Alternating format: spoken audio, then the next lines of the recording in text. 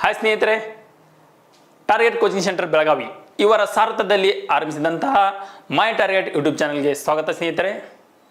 ಬೆಂಗಳೂರಿನಿಂದ ಧಾರವಾಡಕ್ಕೆ ಬಿಟ್ಟಿರೋದಂತೂ ಒಂದೇ ಭಾರತ ಎಕ್ಸ್ಪ್ರೆಸ್, ನಾನು ಮಾಡ್ತಾ ಇರೋದು ಒಂದೇ ಕರ್ನಾಟಕ ಎಕ್ಸ್ಪ್ರೆಸ್.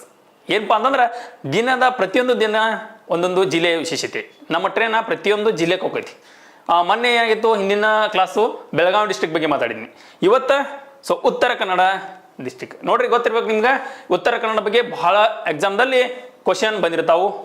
ಯಾವುದೇ ರೀತಿ ವಿಡಿಯೋನ ಸ್ಕಿಪ್ ಮಾಡಿದೆ ನೋಡ್ರಿ ಸ್ನೇಹಿತರೆ. ಈ ದಿನದ ಕ್ಲಾಸ್ ಉತ್ತರ ಕನ್ನಡ ಕಾರವಾರ.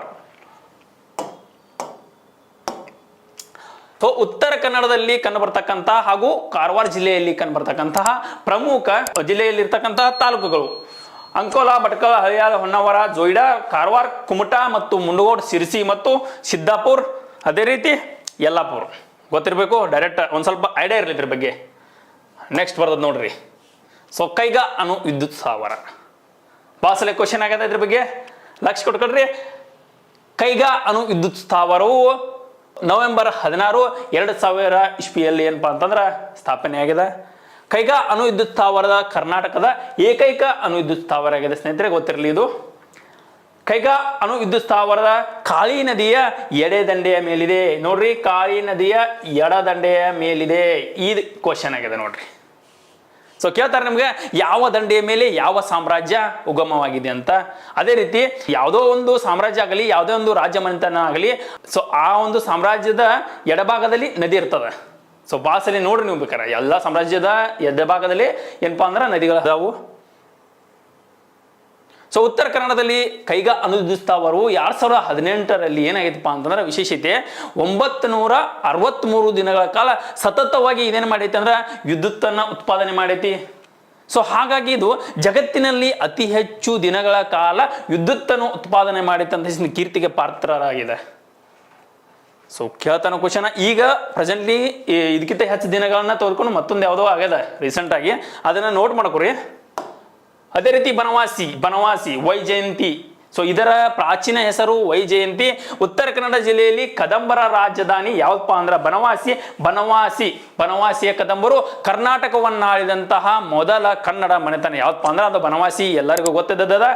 ಇದು ಯಾವ ನದಿಯ ದಂಡೆ ಮೇಲದ? ನೋಡಿ, ಈಗಲೇ ಹೇಳಿ ನಾನು, ನದಿಗಳ ದಂಡೆ ಅದು ವರದಾ ನದಿಯ ದಂಡೆಯ ಮೇಲಿದ. ಇದು ನೋಡ್ಕೊರಿ, ವರದಾ ನದಿಯ ದಂಡೆ ಮೇಲೆ ಬನವಾಸಿ ಎಂಬ ಒಂದು ಸಂತತಿ, ಅಂದ್ರೆ ಬನವಾಸಿ ಎಂಬ ಒಂದು ಮನೆತನದ. ನೋಡ್ರಿ, ಬನವಾಸಿಯಲ್ಲಿ ಪ್ರತಿ ವರ್ಷ ಕದಂಬ ಉತ್ಸವ, ನೋಡ್ರಿ ಕದಂಬ ಉತ್ಸವ ನಡೀತದ. ಕದಂಬ ಉತ್ಸವ ಎಲ್ಲಿ ನಡೀತದ? ಬನವಾಸಿ ಒಳಗೆ ನಡೀತದ. ಈ ಕದಂಬ ಉತ್ಸವ ಒಳಗೆ ಒಂದು ವಿಶೇಷತೆ ಏನೈತಪ್ಪ ಅಂದ್ರೆ ಪಂಪ ಪ್ರಶಸ್ತಿಯನ್ನು ಕೊಡ್ತಾರ. ಯಾವ ಪ್ರಶಸ್ತಿ? ಪಂಪ ಪ್ರಶಸ್ತಿಯನ್ನು ಕೊಡ್ತಾರೋ ನೆನಪಿರಲಿ. ಪಂಪನಿಗೂ ಇದು ಬನವಾಸಿಯು ಅತಿ ಪ್ರಿಯವಾದಂತಹ ಸ್ಥಳವಾಗಿತ್ತು. ಯಾವುದು? ಬನವಾಸಿ. ನೆಕ್ಸ್ಟ್ ಅಂಕೋಲಾ ಅಂದ್ರೆ ಏನ ಕ್ವಶನ್. ಅಂಕೋಲಾ ಅಂದ್ರೆ ನೆಕ್ಕಿ ಎಕ್ಸಾಮ್ದಾಗ ಒಂದು ಕ್ವಶನ್ ಇರ್ತದೆ ಅಂಕೋಲಾ ಅಂತ. ನೋಡ್ರಿ, ಉತ್ತರ ಕನ್ನಡ ಜಿಲ್ಲೆ ಇರತಕ್ಕಂಥ ಅಂಕೋಲಾ ಎಂಬ ಊರು, ಇಲ್ಲಿ 1930ರಲ್ಲಿ ಏನಾಗ್ತದೆ? ಅಂಕೋಲಾ ಉಪ್ಪಿನ ಸತ್ಯಾಗ್ರಹ ನಡೀತದೆ.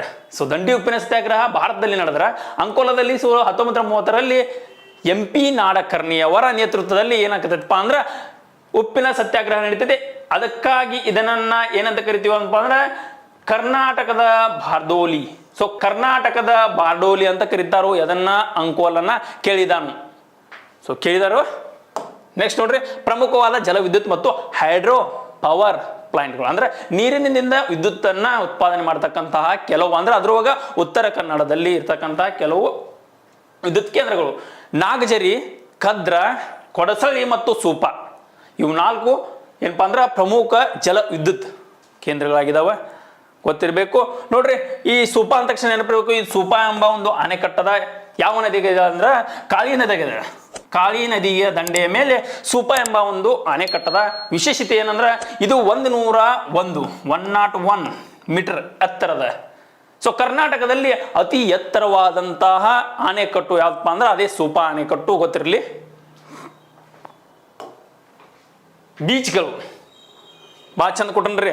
ಬೀಚ್ಗಳು ಮತ್ತು ದ್ವೀಪಗಳು ಮತ್ತು ಜಲಪಾತಗಳು ವಿಶೇಷತೆ ಇರೋದಂದ್ರೆ ಉತ್ತರ ಕನ್ನಡದಲ್ಲಿ ಇರತಕ್ಕಂಥ ಅತ್ಯಂತ ಪ್ರಮುಖ ಕ್ವಶನ್ ಬೀಳುವಂತ ಜಾಗ ಇದೆ. ಯಾವ್ದು ನೋಡ್ರಿ, ಬೀಚ್ಗಳು: ಕಾಸರಗೋಡು ಬೀಚ, ಕಾಸರಗೂಡು ಕಾಸರಗೋಡು ಕೇರಳ. ಇದು ಕಾಸರಗೋಡು ಬೀಚ. ಇದು ಎಲ್ಲಿ ಕಂಡು ಬರ್ತದೆ ಅಂದ್ರೆ ಉತ್ತರ ಕನ್ನಡ. ಸೊ ಇಂಪಾರ್ಟೆಂಟ್, ಈ ಕಾಸರಗೋಡು ಬೀಚ್ಗೆ ಬ್ಲೂ ಫ್ಲಾಗ್ ಮಾನ್ಯತೆ ಪಡೆದದ. ಸೊ ನೀಲಿ ಧ್ವಜ ಮಾನ್ಯತೆ ಪಡೆದಂತಹ ಬೀಚ್ ಯಾವಪ್ಪ ಅಂದ್ರೆ ಕಾಸರಗೋಡು ನೆನಪಿರಬೇಕು. ಮತ್ತು ಕಾಂಡ್ಲೆ ಬೀಚ, ಸೊ ಹನಿ ಬೀಚ, ಕೋಡಿಬಾಗ ಬೀಚ ಮತ್ತು ಭಾಗಾ ಬೀಚ, ದೇವಬಾಗ್ ಬೀಚ. ಈ ದೇವಬಾಗ್ ಬೀಚ ಲಾಸ್ಟ್ ಟೈಮ್ PC ಗೆ ಎಕ್ಸಾಮ್ ಕೇಳೋಣ. ಏನಪ್ಪಾ ಅಂದ್ರೆ ದೇವಬಾಗ್ ಬೀಚ ಕೆಳಗಿನ ಯಾವ ಜಿಲ್ಲೆಯಲ್ಲಿ ಕಂಡು ಬರ್ತದ? ಸೊ ಇದು ಉತ್ತರ ಕನ್ನಡ ಜಿಲ್ಲೆಯಲ್ಲಿ ಕಂಡು ಬರ್ತದ, ಗೊತ್ತಿರಬೇಕು. ಕಾರವಾರ ಬೀಚ್ ಗೊತ್ತಿರ್ತೈತಿ. ಕಾರವಾರ ಬೀಚ್ ಬಹಳ ಸಲ ಎಕ್ಸಾಮ್ ಬಂದದ.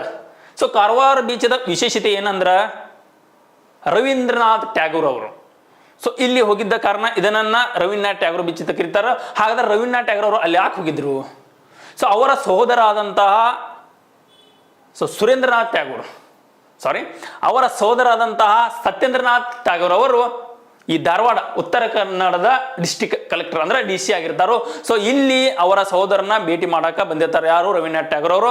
ಅವಾಗ ಸಾಯಂಕಾಲ ವಾಕಿಂಗ್ ಹೋಗ್ತಾರೋ. ಎಲ್ಲಿ ಹೋಗ್ತಾರಪ್ಪ ಅಂದ್ರೆ ಅದೇ ಕಾರವಾರ ಬೀಚ್ ಪಕ್ಕಕ್ಕೆ ಹೋಗಿ ಕೂತ್ ಆರಾಮ್ ಶಾಂತಿಯಿಂದ ಕುಂತ ಏನಾರು ಒಂದು ಕೋತ ಕುಂದಿರ್ತಾರೋ. ಅದನ್ನ ಏನು ಬರೀತಾರ ಅಂದ್ರೆ ಗೀತಾಂಜಲಿ ಎಂಬ ಒಂದು ಕಾದಂಬರಿಯನ್ನ ಬರೀತಾರೋ. ಸೊ ಅದರ ನೆನಪಿಗಾಗಿ ಈ ಒಂದು ಕಾರವಾರ ಬೀಚ್ ಅನ್ನ ರವೀಂದ್ರನಾಥ್ ಟ್ಯಾಗೂರ್ ಬೀಚ್ ಅಂತ ಕರೀತಾರೆ ಸ್ನೇಹಿತರೆ, ಗೊತ್ತಿರಬೇಕು.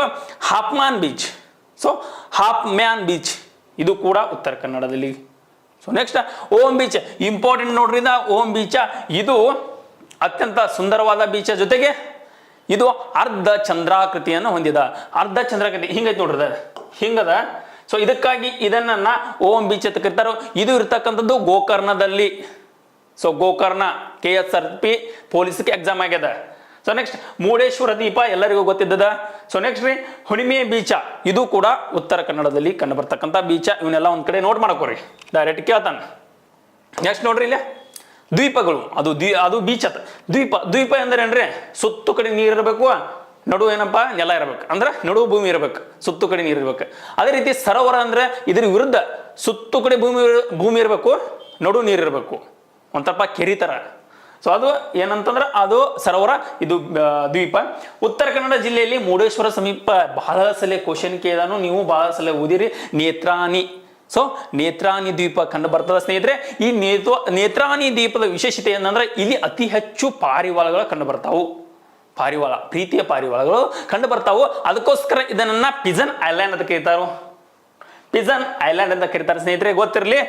ಈ ಪಾರಿವಾಳ ಅಂತಂದ್ರೆ ಮತ್ತೊಂದು ನೆನಪಾಗಬೇಕು, ಏನಂತಂದ್ರ ಪ್ರಾಚೀನ ಕಾಲದಲ್ಲಿ ಪೋಸ್ಟ್ಮನ್ ಇದ್ರಲಿಲ್ಲ. ಪೋಸ್ಟ್ಮನ್ ಕೆಲಸ ಏನ್ ಮಾಡ್ತಿತ್ತು? ಈ ಪಾರಿವಾಳ ಮಾಡ್ತಿತ್ತು. ಹಾಗಾದ್ರೆ ಮೊಘಲ ಚಕ್ರವರ್ತಿ ಆದಂತಹ ಅಕ್ಬರ್ನ ಕಾಲದಲ್ಲಿ ಪಾರಿವಾಳಗಳ ಸ್ಪರ್ಧೆಯನ್ನು ಇಡ್ತಿದ್ರು. ಸೊ ಒಂದು ಪಾರಿವಾಳಗಳ ಆಟಕ್ಕೆ ಏನಂತ ಕರೀತಾರೆ ಅಂದ್ರೆ ಇಸ್ಕ್ ಬಾಜಿ ಅಂತ ಕರಿತಿದ್ರು, ನೆನಪಿರ್ಬೇಕು. ಲಾಸ್ಟ್ ಟೈಮ್ ಕ್ವಶನ್ ಆಗಿದೆ ಅದು. ಸೊ ನೆಕ್ಸ್ಟ್ ನೋಡ್ರಿ, ಉತ್ತರ ಕನ್ನಡ ಜಿಲ್ಲೆಯಲ್ಲಿ ಕಾರವಾರ ಸಮೀಪ ಇರ್ತಕ್ಕಂಥ ಬೀಚ್ಗಳು, ಅದರಲ್ಲಿ ದ್ವೀಪಗಳು. ಇದು ಅಂಜು ದ್ವೀಪ, ಸೊ ಅಂಜು ದ್ವೀಪ, ದೇವಗಢ ದ್ವೀಪ, ಖಾಜಿಗುಡ್ಡ ದ್ವೀಪ. ಸೊ ಸ್ನೇಹಿತರೆ, ಈ ಅಂಜು ದ್ವೀಪ ಬಹಳ ಇಂಪಾರ್ಟೆಂಟ್ ನೋಡ್ರಿ. ಇದು ಕರ್ನಾಟಕದಲ್ಲಿ ಅತ್ಯಂತ ಸುಂದರವಾದಂತಹ ದ್ವೀಪ ಯಾವುದಪ್ಪ ಅಂದ್ರೆ ಅದೇ ಈ ಅಂಜು ದ್ವೀಪ ಆಗಿರ್ತದೆ. ನೆಕ್ಸ್ಟ್ ಬಂದರುಗಳು. ಬಂದರು ನೋಡ್ರಿ, ಅದು ಬೀಚ್ ಅತ್, ದ್ವೀಪ. ನೆಕ್ಸ್ಟ್ ಬಂದರು ಹಂತ ಹಂತವಾಗಿ. ಸೊ ನೋಡ್ರಿ, ಭಟ್ಕಳ ಬಂದರು, ಶರಬಿ ನದಿ. ಕೇಳ್ತಾನು ಯಾವ ಬಂದರಿನ ದಂಡೆ ಮೇಲೆ ಯಾವ ನದಿ ಅದ, ಅಥವಾ ಯಾವ ನದಿಯ ಇದು ಯಾವ ಬಂದರಿಂದ ಸೃಷ್ಟಿಯಾಗಿದೆ? ಇದು ಶರಬಿ ನದಿಯ ದಂಡೆಯ ಮೇಲೆ ಇರ್ತಕ್ಕಂತಹ ಬಂದರು ಈ ಭಟ್ಕಳ ಬಂದರು. ಭಟ್ಕಳ ಬಂದರ ವಿಶೇಷತೆ ಏನೈತಿ ಅಂದ್ರೆ, ಈ ಭಟ್ಕಳ ಬಂದರನ್ನ ವಿಜಯನಗರ ಸಾಮ್ರಾಜ್ಯದ ಅತ್ಯಂತ ಪ್ರೀತಿಯ ಬಂದರು. ಆದ್ರೊಳಗ ವಿಜಯನಗರ ಸಾಮ್ರಾಜ್ಯದ ಅತ್ಯಂತ ಪ್ರಮುಖ ಅರಸದಂತಹ ಶ್ರೀಕೃಷ್ಣ ದೇವರಾಯನ ಅತಿ ಪ್ರಿಯವಾದಂತಹ ಬಂದರು ಈ ಒಂದು ಭಟ್ಕಳ ಬಂದರು. ವಿಶೇಷವಾಗಿ ಇನ್ನೊಂದು ಲೆಕ್ಕ ನೋಡ್ಬೇಕಂದ್ರ, ನಮ್ಮ ಸರ್ ಎಂ ವಿಶ್ವೇಶ್ವರಯ್ಯ ಅವರು ಆಧುನಿಕೀಕರಣ ಮಾಡಿಸ್ಬೇಕಂತ ಆಸೆ ಪಟ್ಟಂತಹ ಬಂದರು ಯಾವಪ್ಪ ಅಂದ್ರೆ ಅದೇ ಈ ಭಟ್ಕಳ ಬಂದರಾಗಿರ್ತದೆ. ಸೊ ನೆಕ್ಸ್ಟ್ ಹೊನ್ನಾವರ ಬಂದರು. ಸೊ ಈ ಹೊನ್ನಾವರ ಬಂದರು ಶರಾವತಿಯ ನದಿಯ ದಂಡೆ ಮೇಲಿದೆ. ಹೊನ್ನಾವರ ನೋಡ್ಬೇಕು ನೀವು. ಈಗ ಟ್ರೆಂಡ್ ಏನಾಗಿತ್ತಪ್ಪ ಅಂತಂದ್ರೆ, ಮೊದಲೆಲ್ಲ ಮದುವೆ ಆದ ನಂತರ ಗಂಡ ಹೆಂಡತಿ ಫೋಟೋ ತಕ್ಕೋದು, ವಿಡಿಯೋ ಮಾಡೋದು ಸ್ಟೇಜ್ ಮೇಲೆ ನಡೀತಿತ್ತು. ಆದ್ರೆ ಈಗಿನ ಟ್ರೆಂಡ್ ಏನೈತೆ ಅಂದ್ರೆ ಪ್ರೀ ವೆಡ್ಡಿಂಗ್ ಶೂಟ್ಗೆ ಅತಿ ಪ್ರಮುಖವಾದಂಥ ಜಾಗ ಏನಾರಿದ್ರೆ ಅದು ಹೊನ್ನಾವರ ಬಂದರಾಗಿರ್ತದೆ. ಸೊ ಅಲ್ಲಿ ನೋಡ್ರಲ್ಲ, ಡ್ರೋನ್ ಕ್ಯಾಮ್ರಾ ಬಿಟ್ಟು ಫುಲ್ ನೀನಾದೇನಾ ಸಾಂಗ್ ಕುಂಡ್ರಿಸಿ ಪ್ರೀ ವೆಡ್ಡಿಂಗ್ ಮಾಡ್ತಾರಲ್ಲ 20 ನಿಮಿಷದ. ಸೊ ಅಲ್ಲಿ ಜಾಸ್ತಿ ಮಾಡತ್ತಾರ, ಈಗ ಒಂದು ಟ್ರೆಂಡ್ ಬೆಳೆದ. ಸೊ ಅಲ್ಲಿ ಇನ್ನೊಂದು ವಿಶೇಷ ಅಂದ್ರೆ ಆಲಿವ್ ರಿಡ್ಲೆ ಆಮೆಗಳು. ಸೊ ನೋಡ್ರಿ, ಆಲಿವ್ ರಿಡ್ಲೆ ಆಮೆಗಳು ಏನಪ್ಪಾ ಅಂದ್ರೆ ಇಲ್ಲಿ ಕಂಡು ಬರ್ತಾವು. ಇವು ಗೂಡು ಕಟ್ಟುವ ಆಮೆಗಳಾಗಿರ್ತಾವ. ಒಡಿಸಾದಲ್ಲಿ ಕಂಡು ಬರ್ತಕ್ಕಂತಹ ಈ ಒಂದು ಆಮೆಗಳು ವಿಶೇಷವಾಗಿರ್ತವೆ. ಅದೇ ರೀತಿ ಕರ್ನಾಟಕ ರಾಜ್ಯ ಸಮುದ್ರ ಜೀವಿ ಸಂರಕ್ಷಣಾ ಬಹಳ ಇಂಪಾರ್ಟೆಂಟ್ ನೋಡ್ರಿ. ಕರೆಂಟ್ ಅಫೇರ್ಸ್ ಏನದ ಅಂದ್ರೆ ಕರ್ನಾಟಕದಲ್ಲಿ ಸಮುದ್ರ ಜೀವಿ ಸಂರಕ್ಷಣಾ ತಾಣ ಸ್ಥಾಪನೆ ಆಗ್ತದೆ. ಎಲ್ಲಿ ಅಂತಂದ್ರೆ ಈಗ ಮಾಡ್ಬೇಕಂತ ಮಾಡಿದಾರ ಅದನ್ನ. ಎಲ್ಲಿ ಅಂತಂದ್ರೆ ಹೊನ್ನಾವರ ಸಮೀಪ ಗೊತ್ತಿರಬೇಕು. ನೆಕ್ಸ್ಟ್ ನೋಡ್ರಿ, ಬೆಳಿಕೇರಿ. ಈ ಬೆಳಿಕೇರಿ ಬಂದರ ಬಿಂಗೆ ನದಿಯಿಂದ ಆಗಿರ್ತದೆ. ಸೊ ಬಿಂಗೆ ನದಿಯಿಂದ ಸೃಷ್ಟಿಯಾದಂಥ ಬಂದರು ಈ ಬೆಳಿಕೇರಿ ಬಂದರು ಸಾಗರಮಾಲಾ ಯೋಜನೆಗೆ. ಸೊ ಸಾಗರಮಾಲಾ ಯೋಜನೆ ಯಾವಾಗ ಬಂತಪ್ಪ ಜಾರಿಗೆ ಅಂತಂದ್ರೆ, ಸೊ ಇದು 2015ರಲ್ಲಿ ನರೇಂದ್ರ ಮೋದಿ ಸರ್ಕಾರ ಇದ್ದಾಗ ಸೊ ಬೆಳಿಕೇರಿ ಬಂದರಿಗೆ ಸಾಗರಮಾಲಾ ಯೋಜನೆ ಬಂದದ ಗೊತ್ತಿರಬೇಕು. ಕರ್ನಾಟಕದಲ್ಲಿ ಬರ್ತಕ್ಕಂಥ ಈ ಬೆಳಿಕೇರಿ ಬಂದರೆ ವಿಶೇಷತೆ. ನೆಕ್ಸ್ಟ್ ತದ್ರಿ ಬಂದರು. ಸೊ ನೋಡ್ರಿ, ಈ ತದ್ರಿ ಬಂದರು ಬೇರೆ ಇದು ಇರ್ತಕ್ಕಂಥದ್ದು ಉತ್ತರ ಕನ್ನಡ ಜಿಲ್ಲೆಯಲ್ಲಿ. ಅದೇ ನೆಕ್ಸ್ಟ್ ಕಾರವಾರ ಬಂದರು ಏನೆಲ್ಲ ನಿಮಗೆ ರವೀಂದ್ರನಾಥ್ ಟ್ಯಾಗೋರ್ ಬಂದರ. ಇದರ ಮುಂದುವರೆದ ಭಾಗ ಏನಾಗ್ತದಪ್ಪ ಅಂದ್ರೆ ಕಾಳಿ ನದಿಗೆ ಸೃಷ್ಟಿಯಾದಂಥ ಈ ಕಾರವಾರ ಬಂದರು INS ಕದಂಬ ಸೀಬರ್ಡ್ ನೌಕಾನೆಲೆ ಕಂಡುಬರ್ತದ. ಕ್ವಶನ್ ಆಗ್ಯದ. ಈ ವಿಕ್ರಾಂತ್ ಮತ್ತು ಕದಂಬ ಸೊ ಈ ತರ ಈ INS ಬಗ್ಗೆ ನೆನ್ಪಿಡ್ಲಿ. ಸೊ ಅರಿಹಂತ ಇವ್ ಬಗ್ಗೆ ಎಲ್ಲಾನು ಕರೆಂಟ್ ಅಫೇರ್ಸ್ ರಿಲೇಟೆಡ್ ಏನದಾವಲ್ಲ ಅವನ್ನೆಲ್ಲ ನೋಟ್ ಮಾಡಿ ಇಟ್ಕೋರಿ, ಭಾಳ ಇಂಪಾರ್ಟೆಂಟ್ ಆಗ್ತೈತಿ. ನೆಕ್ಸ್ಟ್ ನೋಡ್ರಿ, ಜಲಪಾತಗಳು. ಸೊ ಜಲಪಾತ ಮತ್ತು ನದಿಗಳು ಯಾವ್ಯಾವ ಜಲಪಾತ ಯಾವ್ಯಾವ ನದಿಯಿಂದ ಆಗಿದೆ ಅನ್ನೋದು ಇಂಪಾರ್ಟೆಂಟ್ ಆಗಿರ್ತದೆ. ಸೊ ನೋಡಬೇಕು. ನೋಡ್ರಿ, ಮೊದಲನೇದಾಗಿ ಮಾಗೋಡ್ ಜಲಪಾತ ಸೃಷ್ಟಿಯಾಗಿದ್ದವು ಈ ಬೆಡ್ತಿ ನದಿಯಲ್ಲಿ. ಈ ಬೆಡ್ತಿ ನದಿಯ ಮತ್ತೊಂದು ಹೆಸರು ಗಂಗಾವಳಿ ನದಿ ಆಗಿರ್ತದೆ. ಮಾಗೋಡ್ ಜಲಪಾತ ಸೃಷ್ಟಿಯಾಗುವುದು ಸೊ ಇಲ್ಲಿ ಎಲ್ಲಿಂದ ಬರ್ತದೆ ಅಂದ್ರೆ ಧಾರವಾಡದಿಂದ ಒಂದು ಬೇರೆ ಹೆಸರಲ್ಲಿ ಬರ್ತದೆ. ಮುಂದೆ ಬಂದ ಇದೇನಪ್ಪ ಉತ್ತರ ಕನ್ನಡದಲ್ಲಿ ಬೆಡ್ತಿಯಾಗಿ ಇರ್ತದೆ. ಗೊತ್ತಿರಬೇಕು. ಲಾಳ್ಗುಳಿ ಕಾಳಿ. ಅದೇ ರೀತಿ ಸಾತೋಡ್ ಇದು ಕೂಡ ಕಾಳಿ ನದಿಗೆ ನಿರ್ಮಾಣ ಆದಂತಹ ಒಂದು ಜಲಪಾತ.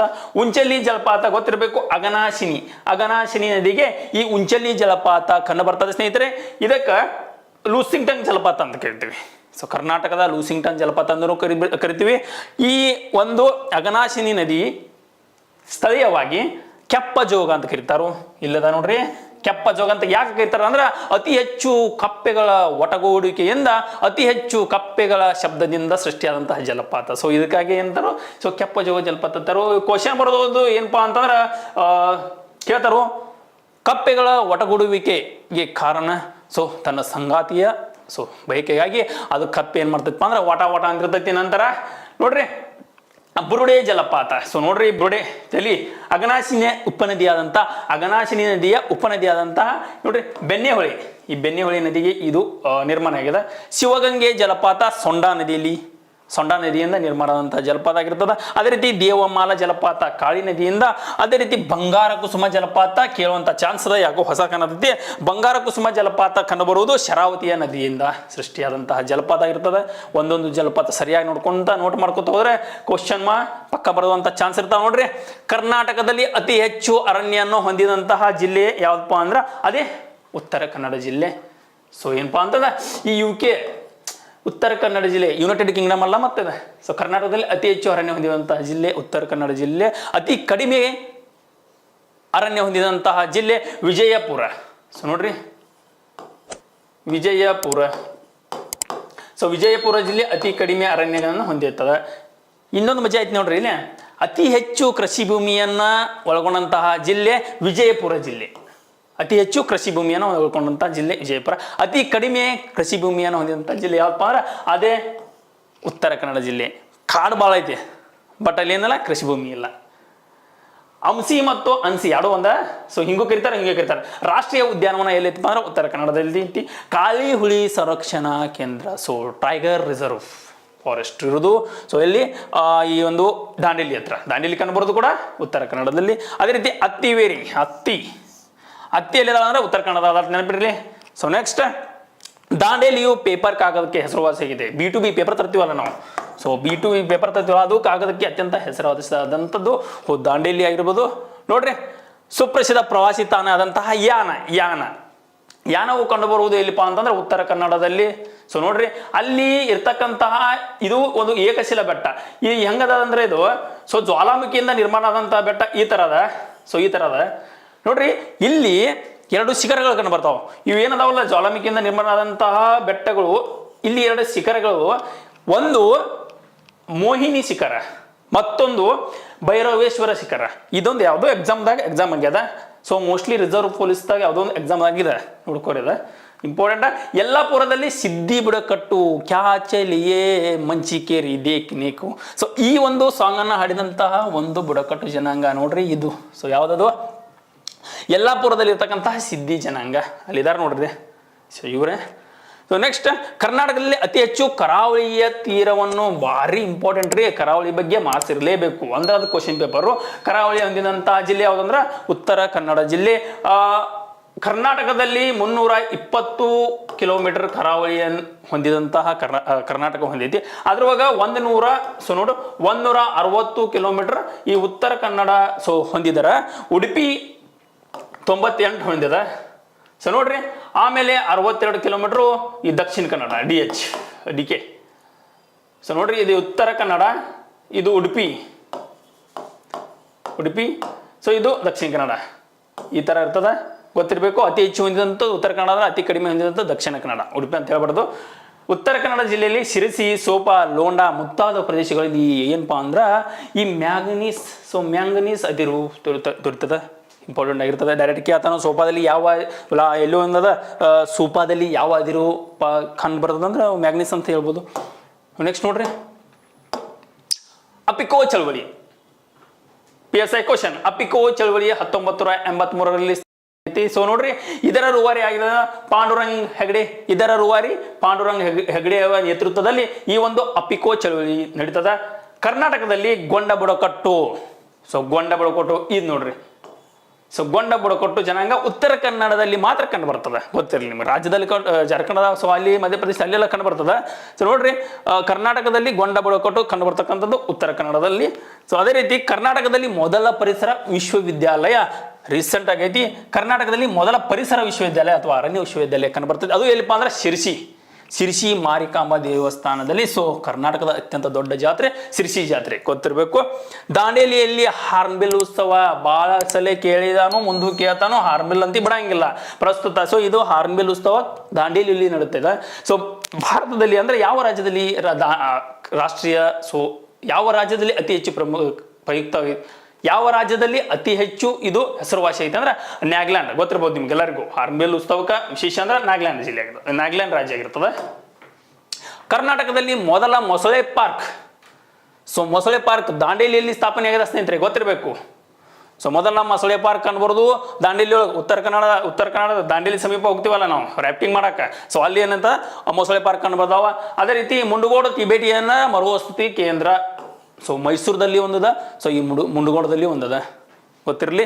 ನೆಕ್ಸ್ಟ್ ಕಾರವಾರದಲ್ಲಿ ಹೇಳಿನೆಲ್ಲ ಆಗಲೇ ಸೀಬರ್ಡ್ ನೌಕಾನೆಲೆ INS ಕದಂಬ ಕಂಡು ಬರ್ತದ. ಎಲ್ಲಿ ಅಂತಂದ್ರೆ ರವೀಂದ್ರನಾಥ್ ಟ್ಯಾಗೋರ್ ಬೀಚ್ ಅಂದ್ರೆ ಕಾರವಾರ ಬೀಚ್ ಇದ್ದ ಸಮೀಪದಲ್ಲಿ. ಅದೇ ರೀತಿ ಕಾರವಾರವನ್ನು ಕಡಲ ತೀರದ ಕಾಶ್ಮೀರ್. ಸೊ ನೋಡ್ರಿ, ಕಡಲ ತೀರದ ಕಾಶ್ಮೀರ್ ಒಂದು ಈ ಒಂದು ಉತ್ತರ ಕನ್ನಡ ಜಿಲ್ಲೆಯನ್ನ ಆದರೆ ಕಾರವಾರವನ್ನು ಕರೀತಾರೆ ಸ್ನೇಹಿತರೆ, ಗೊತ್ತಿರಲಿ. ಸೊ ಉತ್ತರ ಕನ್ನಡದ ದಾಂಡೇಲಿಯಲ್ಲಿ ವೆಸ್ಟ್ ಕೋಸ್ಟ್ ಪೇಪರ್ ಏನೆಲ್ಲ B2B. ಸೊ ಇದು ಒಂದು ಖಾಸಗಿ ಕಂಪನಿ. ಇದು 1919ರಲ್ಲಿ ಸ್ಥಾಪನೆ ಆಗ್ತದೆ. ಇದೊಂದು ಖಾಸಗಿ ಕಂಪನಿ ಅದು. ಸೊ ನೆಕ್ಸ್ಟ್, ಉತ್ತರ ಕನ್ನಡ ಜಿಲ್ಲೆಯಲ್ಲಿ ಮೊರಾಕ್ಕೋ ದೇಶದ ಈ ಹಿಸ್ಟ್ರಿ ಬಂದು ಹತ್ತಬೇಕು. ಯಾವುದೋ ಒಂದು ಜಿಲ್ಲೆ ತಗೊಂಡ್ರು ಹಿಸ್ಟ್ರಿ ಇರುತ್ತದೆ ನೋಡ್ರಿ. ಮೊರಾಕ್ಕೋ. ಸೊ ಮೊರಾಕ್ಕೋ ದೇಶದ ಪ್ರವಾಸಿಗ ಆದಂತಹ Ibn Battuta. So Ibn Battuta ಎಲ್ಲಿ ಬಂದಿದ್ದಪ್ಪ ಅಂದ್ರೆ ಭಾಳ ಬಿಡು ಮಾಡ್ಕೊಂಡ ಉತ್ತರ ಕನ್ನಡ ಜಿಲ್ಲೆ ಬಂದಿದ್ದ. ಎದಕ್ಕೆ ಬಂದಿದ್ದ? ಬೀಚ್ ನೋಡಕ್ ಬಂದಿದ್ದ ಅನ್ಬೇಕು. ಸೊ ಯಾರು? Ibn Battuta. ನೋಡ್ರಿ, ಇಬ್ನ್ ಬತೂತ್ ಯಾರ ಒಂದು ಆಸ್ಥಾನದಲ್ಲಿದ್ದಂತಹ ವ್ಯಕ್ತಿ ಅಂದ್ರ ಮೊಹಮ್ಮದ್ ಬಿನ್ ತುಘಲಕ್. ನೋಡ್ರಿ ಟ್ರಿಕ್ಸ್ ಇಲ್ಲೂತ ಅದ, ಅದು ಮೊಹಮ್ಮದ್ ಬಿನ್ ತುಘಲಕ್ ನದಕ ಈ ತರ ನೆನ್ಪಿಡ್ರಿ. ಸೊ ಉತ್ತರ ಕನ್ನಡದ ಕಾರವಾರವು ಕರ್ನಾಟಕದ ಪಶ್ಚಿಮದ ತುದಿಯಾಗಿದೆ. ನೋಡ್ರಿ, ಉತ್ತರ ಕನ್ನಡದ ಕಾರವಾರವು ಕರ್ನಾಟಕದ ಪಶ್ಚಿಮದ ತುದಿಯಾಗಿದೆ. ಯಾವುದು? ಉತ್ತರ ಕನ್ನಡದ ಕಾರವಾರ. ನೆಕ್ಸ್ಟ್, ಕರ್ನಾಟಕದಲ್ಲಿ ಅತಿ ಹೆಚ್ಚು ರಾಷ್ಟ್ರೀಯ ಹೆದ್ದಾರಿ, ರಾಜ್ಯ ಹೆದ್ದಾರಿ ಹೊಂದಿದ್ದ ಮೊನ್ನೆ ಹೇಳಿದ್ನ ಯಾವುದು? ಬೆಳಗಾವಿ. ಇದು ರಾಷ್ಟ್ರೀಯ ಹೆದ್ದಾರಿ, ರಾಷ್ಟ್ರೀಯ NH ರಾಷ್ಟ್ರೀಯ ಹೆದ್ದಾರಿ ಅಂದ್ರೆ NH ನ್ಯಾಷನಲ್ ಹೈವೇ ಹೊಂದಿರುವುದು ಜಿಲ್ಲೆ ಯಾವುದಪ್ಪ ಅಂದ್ರೆ ಉತ್ತರ ಕನ್ನಡ. ಸೊ ಉತ್ತರ ಕನ್ನಡದ ಬನವಾಸಿಯ ಮಧುಕೇಶ್ವರ ದೇವಾಲಯ, ಕನ್ನಡದ ಮೊದಲ ಮನೆತನ ಆದಂತಹ ಬನವಾಸಿಯ ಕದಂಬರ ಮನೆತನದ ದೇವರು ಯಾವುದು ಅಂದ್ರೆ ಎಲ್ಲರ ಒಂದು ಯುದ್ಧ ಸಾರ್ಬೇಕಾದ್ರೆ ಮಧುಕೇಶ್ವರ ದೇವಸ್ಥಾನಕ್ಕೆ ಕೈ ಮುಗಿದು ಹೋಗ್ತಿದ್ರು ಅನ್ನುವಂತಹ ವಾಲಿಕೆ ಇದೆ ನೋಡ್ರಿ. ಇದು ಗೆರೆ ಸೊಪ್ಪದ ನೋಡ್ರಿ, ಉತ್ತರ ಕನ್ನಡದ ಗೇರು ಸೊಪ್ಪದ ರಾಣಿ ಚನ್ನ ಭೈರವಾದೇವಿ. ಚನ್ನ ಭೈರಾದೇವಿ ಕ್ವಶನ್ ಆಗ್ಯದ. ಬಹಳ ಮಂದಿ ಇದ್ರ ಬಗ್ಗೆ ರಾಂಗ್ ಆನ್ಸರ್ ಮಾಡಿದ್ದಾರೆ. ಕಾಳು ಮೆಣಸಿನ ರಾಣಿ. ಈ ಚನ್ನ ಭೈರವಾದೇವಿಯನ್ನ ಕಾಳು ಮೆಣಸಿನ ರಾಣಿ ಅಂತ ಕರೀತಾರೋ ನೋಡ್ರಿ. ಪೋರ್ಚುಗೀಸರನ್ನು ಸೋಲಿಸಿದಂತಹ ಮಹಿಳೆ ಯಾರು? ಈ ಚನ್ನ ಭೈರವಾದೇವಿ. ನೆಕ್ಸ್ಟ್ ಉತ್ತರ ಕನ್ನಡದ ಕುಮಟಾದಲ್ಲಿ ಗೋಡಂಬಿ ತಂತ್ರಜ್ಞಾನ ಪಾರ್ಕ್ ನೋಡ್ರಿ. ಗೋಡಂಬಿ ಕಾಜು ಇರ್ತಾವಲ್ಲ, ಸೊ ಈ ಒಂದು ಗೋಡಂಬಿ ತಂತ್ರಜ್ಞಾನ ಪಾರ್ಕ್ ಎಲ್ಲಿ ಕಂಡು ಬರ್ತದೆ ಅಂದ್ರೆ ಉತ್ತರ ಕನ್ನಡದ ಕುಮಟಾದಲ್ಲಿ ಕಂಡು ಬರ್ತದ. ಸೊ ಗೊತ್ತಿರಲಿ. ಟಾರ್ಗೆಟ್ ಕೋಚಿಂಗ್ ಸೆಂಟರ್ ಬೆಳಗಾವಿ ಇವರ ಸಾರಥ್ಯದಲ್ಲಿ ಪ್ರಾರಂಭಿಸಿದಂತಹ ಮೈ ಟಾರ್ಗೆಟ್ ಯೂಟ್ಯೂಬ್ ಚಾನಲ್ಗೆ ಸ್ವಾಗತ ಸ್ನೇಹಿತರೆ. ಪೊಲೀಸ್ ಮತ್ತು PSI, DR ಮತ್ತು ಸಿವಿಲ್ ಪೊಲೀಸ್ ಆಕಾಂಕ್ಷಿಗಳಿಗೆ ನಾನು ಹೇಳಿದ್ದೆ ದಿನ ಒಂದೊಂದು ಜಿಲ್ಲೆಗಳನ್ನ ಸರಣಿ ವೈಸ್ ಮಾಡ್ತೀನಂತ. ಸೊ ಹಿಂದಿನ ವಿಡಿಯೋದಲ್ಲಿ ಬೆಳಗಾವಿ ಮತ್ತು ಉತ್ತರ ಕನ್ನಡ ಸೊ ಜಿಲ್ಲೆಗಳನ್ನು ನಾನು ಈಗಾಗಲೇ ತರಗತಿಗಳನ್ನು ಮಾಡಿದ್ದು. ಇವಾಗ ಮಾಡ್ತಕ್ಕಂಥ ಒಂದು ಜಿಲ್ಲೆ ಅದೇ ಮಲೆನಾಡಿನ ಹೆಬ್ಬಾಗಿಲು ಆದಂಥ ಶಿವಮೊಗ್ಗ ಜಿಲ್ಲೆ. ನೋಡೋಣ ಇವತ್ತಿನ ಒಂದು ಶಿವಮೊಗ್ಗದ ಸೊ ಇತಿಹಾಸ ಏನೇನದ ಅಂತ. ಸೊ ಈ ಒಂದು ಶಿವಮೊಗ್ಗ ಜಿಲ್ಲೆ ಮೇಲೆ ಕ್ವಶನ್ ಗ್ಯಾರಂಟಿ ಬರುವಂತ ನಿರೀಕ್ಷೆ ಇರ್ತದ ಸ್ನೇಹಿತರೆ. ನೋಡ್ರಿ, ಶಿವಮೊಗ್ಗ ಜಿಲ್ಲೆ ಸೊ ಮಲೆನಾಡಿನ ಹೆಬ್ಬಾಗಿಲು ಎಂಬ ಕರೆಬರ್ತಕ್ಕಂತಹ ಈ ಒಂದು ಜಿಲ್ಲೆ ಶಿವಮೊಗ್ಗ ಜಿಲ್ಲೆ. ನೋಡ್ರಿ, ಶಿವನ ಮುಖ. ಸೊ ಹೆಸರಲ್ಲಿ ಗೊತ್ತಾಗ್ತದೆ ಶಿವನ ಮುಖದಂತಿರ್ತಕ್ಕಂಥ ಈ ಜಿಲ್ಲೆಯನ್ನ ಶಿವನ ಮುಖ ಅಂತ ಕರೆದರೆಂಬ ವಾಡಿಕೆಯದ. ಅದೇ ರೀತಿ ಶಿವನ ಮೊಗ್ಗು, ಶಿವನಿಗೆ ಪೂಜೆಗೋಸ್ಕರ ಶಿವನ ಪೂಜೆಗೆ ಅರ್ಪಣೆ ಮಾಡಲು ಹೂವುಗಳನ್ನ ಈ ಒಂದು ಜಿಲ್ಲೆಯಿಂದ ತರ್ತಿದ್ರು. ಅಂದ್ರೆ ಈ ಒಂದು ಊರಿನಲ್ಲಿ ಜಾಸ್ತಿ ಸಿಗ್ತಿದ್ವು ಅಂತ ಹೇಳ್ತಾ ಈ ಒಂದು ಶಿವನ ಮೊಗ್ಗ ಎಂಬ ಹೆಸರು ಬಂದಿದಂತಹ ಇತಿಹಾಸದ ವಾಡಿಕೆ ಇದೆ ಸ್ನೇಹಿತರೆ. ನೋಡ್ರಿ, ಇಲ್ಲಿ ಶಿವಮೊಗ್ಗ ಜಿಲ್ಲೆಯಲ್ಲಿ ಕಂಡುಬರ್ತಕ್ಕಂತಹ ಕೆಲವು ತಾಲೂಕುಗಳು ಶಿಕಾರಿಪುರ, ತೀರ್ಥಹಳ್ಳಿ, ಹೊಸನಗರ, ಭದ್ರಾವತಿ, ಸಾಗರ, ಸೊರಬ ಮತ್ತು ಶಿವಮೊಗ್ಗ. ಇವು ಶಿವಮೊಗ್ಗ ಜಿಲ್ಲೆಯಲ್ಲಿ ಕಂಡುಬರ್ತಕ್ಕಂತಹ ಕೆಲವು ತಾಲೂಕುಗಳಾಗಿರ್ತವೆ. ನೋಡ್ರಿ, 1763ರಲ್ಲಿ ಈ ಒಂದು ಶಿವಮೊಗ್ಗ ಹೈದರಾಲಿಯ ವಶದಲ್ಲಿತ್ತು. ಕ್ರಮೇಣವಾಗಿ ಅದು ಮೈಸೂರು ಪ್ರಾಂತ್ಯಕ್ಕೆ ಸೇರ್ಪಡೆಯಾಯಿತು. ಸೊ ಮೈಸೂರು ಪ್ರಾಂತ್ಯಕ್ಕೆ ಸೇರ್ಪಡೆಯಾಯಿತು ಸ್ನೇಹಿತರೆ. ನೆಕ್ಸ್ಟ್ ನೋಡಿ, quit India movement. Quit India ಚಳವಳಿ 1942ರಲ್ಲಿ ಸ್ಥಾಪನೆ ಆದಂತ. ಸೊ 1942ರಲ್ಲಿ ಪ್ರಾರಂಭಿಸಿದಂತ ಈ ಒಂದು ಕ್ವಿಟ್ ಇಂಡಿಯಾ ಮೂವ್ಮೆಂಟ್ ಇಲ್ಯಾಕೆ ಬಂತು? ಸೊ ಭಾರತದಲ್ಲಿ ನಡೆದಂತಹ ಕ್ವಿಟ್ ಇಂಡಿಯಾ ಮೂವ್ಮೆಂಟ್ ಕರ್ನಾಟಕದಲ್ಲಿ ನಡೀತು. ಈಸೂರು ದುರಂತ ಗೊತ್ತಿರ್ಬೋದು, ಇತಿಹಾಸದಲ್ಲಿ ಭಾಳ ಸಲ ಓದಿರ್ತೀರಿ. ಸೊ ಎಕ್ಸಾಮ್ದಲ್ಲಿ ಭಾಳ ಸಲ ಕೇಳಿದಾರು. ಸೊ ಈಸೂರು ದುರಂತ ಸರ್ಕಾರಿ ನೌಕರರಿಗೆ ಪ್ರವೇಶ ನಿಷೇಧ ಮಾಡ್ತ. ಈಸೂರು ಎಂಬ ಊರು ಯಾರ್ಯಾರು ಗೋರ್ಮೆಂಟ್ ನೌಕರಿ ಹಿಡಿದ್ರೆ, ಗೋರ್ಮೆಂಟ್ ನೌಕರಿ ಅಂದ್ರೆ ಬ್ರಿಟಿಷರ ಕೈಯಲ್ಲಿ ಯಾರ್ಯಾರು ಕೆಲಸ ಮಾಡಕತ್ತಿರಲ್ಲ ಇವ್ರು ಒಟ್ಟರು ಏನು ಮಾಡ್ರಪ್ಪ, ನಮ್ಮ ಊರಿಗೆ ಒಟ್ಟ ಬರಂಗಿಲ್ಲ. ಸೊ ಬಂದ್ರ ಕಾಲ ತೆಗಿತೀವಿ, ಸೊ ಬಂದ್ರ ಚಂಡ ತೆಗಿತೀವಿ ಅಂತ ನಿರ್ಧಾರ ಮಾಡಿದ್ರು. ನೆಕ್ಸ್ಟ್ ಕರ್ನಾಟಕದಲ್ಲಿ ಮೊದಲ ಸ್ವಾತಂತ್ರ್ಯವನ್ನು ಗಳಿಸಿಕೊಂಡಂತಹ ಊರು. ಸೊ ಕರ್ನಾಟಕದಲ್ಲಿ ಮೊದಲ ಬಾರಿಗೆ ಸ್ವತಂತ್ರವನ್ನ ಘೋಷಿಸಿಕೊಂಡಂತ ಹಳ್ಳಿ ಯಾವ್ದಾರು ಇತ್ತಂದ್ರೆ ಅದೇ ನಮ್ಮ ಈಸೂರು. ಹೇಳ್ತಿದ್ರಿ ಅವ್ರ ಏನಪ್ಪಾ ಅಂತಂದ್ರೆ ಉಸಿರು ಬಿಡ್ತೀವಿ ಹೊರತಾಗಿ ಈಸೂರನ್ನ ಬಿಡುದಿಲ್ಲ ಅಂತ ಹೇಳಿ ಕೆಂಪು ಮೋತಿ ಕುನ್ನಿಗಳಿಗೆ. ಸೊ ಬ್ರಿಟಿಷರಿಗೆ ಸಿಂಹ ಸ್ವಪ್ನವಾಗಿ ಹಗಲು ರಾತ್ರಿ ಎನ್ನದೇ ನಿದ್ದೆಗೆಡಿಸಿದಂತಹ ಧೀರಾದಿ ಧೀರಗಳು ಈ ಈಸೂರಿನ ದೇಶ ಪ್ರೇಮಿಗಳು. ನೋಡ್ರಿ ಸ್ನೇಹಿತರೆ, ನೆಕ್ಸ್ಟ್ ಕಾಗೋಡು ಚಳವಳಿ. ಇದು ಕೂಡ ಒಂದು ಅತ್ಯಂತ ಪ್ರಬಲವಾದಂತಹ ಚಳವಳಿ ಆಗಿರ್ತದೆ. ಏನಾಗಿರ್ತದೆ? ಭೂ ಸುಧಾರಣೆ ಕುರಿತು ಸಾಗರ ತಾಲೂಕಿನಲ್ಲಿ ನಡೆದಂತ ಈ ಒಂದು ಚಳವಳಿ ಇದು ರೈತ ಚಳವಳಿ ಆಗಿರ್ತದೆ. ಇದು ಶಿವಮೊಗ್ಗ ಜಿಲ್ಲೆಯಲ್ಲಿ ಕಾಗೋಡೆಂಬ ಸತ್ಯಾಗ್ರಹ ನಡೀತದೆ 1951ರಲ್ಲಿ. ಇದು ಕರ್ನಾಟಕದ ಮೊದಲ ರೈತ ಚಳವಳಿ. ಸೊ ಕರ್ನಾಟಕದ ಮೊದಲ ರೈತ ಸತ್ಯಾಗ್ರಹ ಆಗೈತಿ ಯಾವುದು? ಈ ಒಂದು ಕಾಗೋಡು ಚಳವಳಿ. ಇದನ್ನು ಕ್ವಶನ್ ಕೇಳ್ತಾರ ನೋಡ್ರಿ. ಜಲಪಾತಗಳು ಡೈರೆಕ್ಟ್ ಬಂದ್ ನೋಡ್ರಿ, ಜಲಪಾತ ಹರ್ಯಾಕತ್ತು ಜಲಪಾತ. ಶಿವಮೊಗ್ಗ ಬಂದ್ರ ಕ್ವಶನ್ ಜಲಪಾತ ಬಗ್ಗೆ ಇರ್ತದ, 100% ಇರಲೇಬೇಕು ಅಂದ್ರೆ ಕ್ವಶನ್ ಪೇಪರ್ ಅದ. ನೋಡ್ರಿ ಕುಂಚಿಕಲ್ ಫಾಲ್ಸ್ ಮೊದಲ ಬಾರಿಗೆ ಕುಂಚಿಕಲ್ ಫಾಲ್ಸ್ ಬಹಳ ಇಂಪಾರ್ಟೆಂಟ್, ಕರೆಕ್ಟ್ ಆಗಿ ನೋಡ್ರಿ. ವರಾಹಿ ನದಿಯಿಂದ ನಿರ್ಮಾಣ ಆದಂತ ಯಾವ ನದಿಯಿಂದ? ವರಾಹಿ. ಸೊ ಈ ವರಾಹಿ ನದಿಯಿಂದ ನಿರ್ಮಾಣ ಆದಂತ ಈ ಒಂದು ಕುಂಚಿಕಲ್ ಜಲಪಾತ ದೇಶದ ಅತ್ಯಂತ ಎತ್ತರವಾದಂತಹ ಜಲಪಾತವಾಗಿದೆ. ಎಷ್ಟು ಎತ್ತರದ? 455 ಮೀಟರ್. ನೋಡ್ರಿ 455 ಮೀಟರ್ ಇದೆ. ಅಡಿ ಕೇಳ್ತಾನೆ, ಅಡಿಯಿಂದ ಮುಡಿಯವರಿಗೆ ಗೊತ್ತಿರ್ಬೇಕು. ಸೊ ಅಡಿ ಕೇಳಿರ 1493 ಅಡಿ. ಸೊ ಮೀಟರ್ ಕೇಳಿದ್ರೆ 455. ಸೊ ನೆಕ್ಸ್ಟ್ ನೋಡ್ರಿ ಬರ್ಖಾನ್ ಜಲಪಾತ. ಈ ಬರ್ಖಾನ್ ಜಲಪಾತ ಸೀತಾ ನದಿಯಿಂದ ನಿರ್ಮಾಣ ಆಗೈತೆ. ಸೊ ಸೀತಾ ನದಿಯಿಂದ ನಿರ್ಮಾಣ ಆದಂತ ಈ ಒಂದು ಜಲಪಾತ 260 ಮೀಟರ್ ಎತ್ತರದಿಂದ ಧುಮುಕತಂತ ಈ ಒಂದು ಜಲಪಾತ ಅತ್ಯಂತ ಸುಂದರವಾಗೈತಿ. ಸೊ ನೋಡ್ರಿ ಪಶ್ಚಿಮ ಘಟ್ಟದ ಆಗುಂಬೆಯಲ್ಲಿ, ಸೊ ಪಶ್ಚಿಮ ಘಟ್ಟದ ಆಗುಂಬೆಯಲ್ಲಿ ಈ ಒಂದು ಜಲಪಾತ ಸೃಷ್ಟಿಯಾಗ್ಯದ. ಅದೇ ರೀತಿ ಕರ್ನಾಟಕದ 2ನೇ ಅತಿ ಎತ್ತರದಿಂದ ಧುಮುಕುವಂತ ಜಲಪಾತ ಈ ಒಂದು ಬರ್ಖಾನ್ ಜಲಪಾತ ಆಗಿದೆ ಸ್ನೇಹಿತರೆ, ಗೊತ್ತಿರಬೇಕು. ಜೋಗ್ ಜಲಪಾತ ಬಂತ್ ನೋಡ್ರಿ. ಮಾನವನಾಗಿ ಹುಟ್ಟಿದ ಮೇಲೆ ಏನೆನ್ಕಂಡಿ, ಸಾಯೋದ್ರೊಳಗೆ ಒಮ್ಮೆ ನೋಡು ಜೋಗದ್ ಗುಂಡಿ ಅನ್ನವರು ರಾಜ್ಕುಮಾರ್ ಅವರು ಹಾಡಿದಂತಹ ಸಾಂಗ್ ಅನ್ನ, ಸೊ ಹಾಡನ್ನ ನಾವು ನೆನಪು ಮಾಡ್ಕೊಂಡ್ರೆ ಗೊತ್ತಾಗ್ತೈತಿ ಜೋಗದ ಮಹಿಮೆ. ಜೋಗದ ಮಹಿಮೆ ನೋಡ್ರಿ. ಜೋಗ ಜಲಪಾತ ಗೇರು ಸೊಪ್ಪ ಜಲಪಾತ, ಸ್ಥಳೀಯವಾಗಿ ಇದನ್ನ ಗೇರು ಸೊಪ್ಪ ಜಲಪಾತ ಎಂದು ಕರೆಯಲ್ಪಡ್ತಾರ. ಈ ಒಂದು ಜಲಪಾತ ಯಾವ ನದಿಯಿಂದ ಸೃಷ್ಟಿಯಾಗಿದೆ? ಅದೇ ಶರಾವತಿ ನದಿಯಿಂದ ಸೃಷ್ಟಿಯಾಗಿದೆ. ಮುಂದುವರಿದ ಭಾಗ ನೋಡ್ರಿ, Raja Rani rocket Roarer. Raja Rani rocket Roarer ಎಂಬ 4 ನಾಲೆಗಳು ಧುಮುಕ್ತಾವ. ಸೊ 4 ಜಿರಿಯಿಂದ ಧುಮುಕ್ತಾವು. ಯಾವ? ಈ ಒಂದು ಜೋಗ ಜಲಪಾತ. ಇದರ ಎತ್ತರ 253 ಮೀಟರ್ ಎತ್ತರದಿಂದ ಧುಮುಕ್ತದ ಇದು. ಸೊ ಕರ್ನಾಟಕದ ಏಂಜಲ್ ಜಲಪಾತ ಎಂದು ಕರೆಯಲ್ಪಡ್ತಾರೆ. ಇದನ್ನ ಕರ್ನಾಟಕದ ಏಂಜಲ್ ಜಲಪಾತ ಎಂದ ಹೇಳಿಕೆಯಿಂದ ಕರೀತಾರೋ, ಗೊತ್ತಿರಬೇಕು.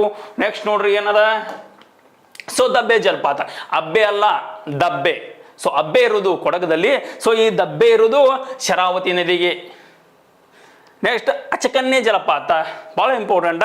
ಅಚಕನ್ಯ ಜಲಪಾತ ಎಂಬುದು ಶಿವಮೊಗ್ಗದ ತೀರ್ಥಹಳ್ಳಿಯ ಸಮೀಪ ಕಂಡು ಬರ್ತಕ್ಕಂಥ ಈ ಒಂದು ಅಚಕನ್ಯ ಜಲಪಾತ ಶರಾವತಿ ನದಿಯಿಂದ ನಿರ್ಮಾಣ ಆದಂತಹ ಮೊದಲ ಜಲಪಾತ ಯಾವ್ದಪ್ಪ ಅಂದ್ರೆ ಅದೇ ಅಚಕನ್ಯ ಜಲಪಾತ. ಸೊ ಶಿವಮೊಗ್ಗದಲ್ಲಿ ಇರ್ತಕ್ಕಂತಹ ಜಲಾಶಯಗಳು ಇವು, ಇನ್ನೂವರೆಗೆ ಹೇಳಿದ್ದು ಶಿವಮೊಗ್ಗದಲ್ಲಿ ಇರ್ತಕ್ಕಂತಹ ಜಲಪಾತಗಳು ಇವು ಜಲಾಶಯಗಳು. ಸೊ ಜಲಾಶಯಗಳು ಯಾವ್ಯಾವ? ಲಿಂಗನಮಕ್ಕಿ ಜಲಾಶಯ. ಏನಪ್ಪಾ ಲಿಂಗನಮಕ್ಕಿ ಜಲಾಶಯ? ಇದು ಕೂಡ ವಿಶೇಷತೆ ನೋಡ್ರಿ. ಶಿವಮೊಗ್ಗ ಜಿಲ್ಲೆಯಲ್ಲಿ ಕಂಡು ಬರ್ತಕ್ಕಂಥ ಈ ಜಲಾಶಯ, ಇದರ ಸಂಗ್ರಹಣ ಗಾತ್ರ ನೋಡ್ರಿ 151.75 TMC. ಇದು ಬಹಳ ಇಂಪಾರ್ಟೆಂಟ್. ಇವು ಅಡಿ ಎಷ್ಟದಾವು, ಉದ್ದ ಎಷ್ಟದಾವು ಆಮೇಲೆ ನೋಡ್ರಿ, ಅದು ಇಂಪಾರ್ಟೆಂಟ್ ಆಗಂಗಿಲ್ಲ. ಈ ಸಂಗ್ರಹಣ ಗಾತ್ರ ಏನೈತಿಲ್ಲ ಇದು ಬಹಳ ಮ್ಯಾಟ್ರ್ ಆಗತ್ತೆ. ಶಿವಮೊಗ್ಗ ಜಿಲ್ಲೆಯಲ್ಲಿ ಲಿಂಗನಮಕ್ಕಿ ಡ್ಯಾಮ್ ಕರ್ನಾಟಕದ ಅತಿ ಹೆಚ್ಚು ನೀರಿನ ಸಾಮರ್ಥ್ಯವನ್ನ ಹಿಡಿದಿಟ್ಟುಕೊಳ್ತಕ್ಕಂಥ ಒಂದೇ ಡ್ಯಾಮ್ ಯಾವ್ದಪ್ಪ ಅಂದ್ರೆ ಅದೇ ಲಿಂಗನಮಕ್ಕಿ ಡ್ಯಾಮ್. ಇದರ ಪಕ್ಕದಲ್ಲಿ ಮಹಾತ್ಮ ಗಾಂಧಿ ವಿದ್ಯುತ್ ಘಟಕ ಐತಿ. ಸೊ ಎಲ್ಲಿದ ಕೇಳಿದಾನು, ಮಹಾತ್ಮ ಗಾಂಧಿ ವಿದ್ಯುತ್ ಘಟಕ ಎಲ್ಲಿ ಕಂಡು ಬರ್ತೈತೆ ಅಂದ್ರೆ ಈ ಒಂದು ಶರಾವತಿಗೆ ಕಂಡು ಬರ್ತೈತಿ. ಅದೇ ಯಾವ ಸ್ಥಳದಲ್ಲಿ ಅಂದ್ರೆ ಈ ಲಿಂಗನಮಕ್ಕಿ ಡ್ಯಾಮ್ ಪಕ್ಕದಲ್ಲಿ ಕಂಡು ಬರ್ತದ. ನೆಕ್ಸ್ಟ್ ನೋಡ್ರಿ ಭದ್ರಾ ಜಲಾಶಯ. ಸೊ ಭದ್ರಾ ಜಲಾಶಯ ಭದ್ರಾ ನದಿಯಿಂದ ನಿರ್ಮಾಣ ಆಗ್ಯದ.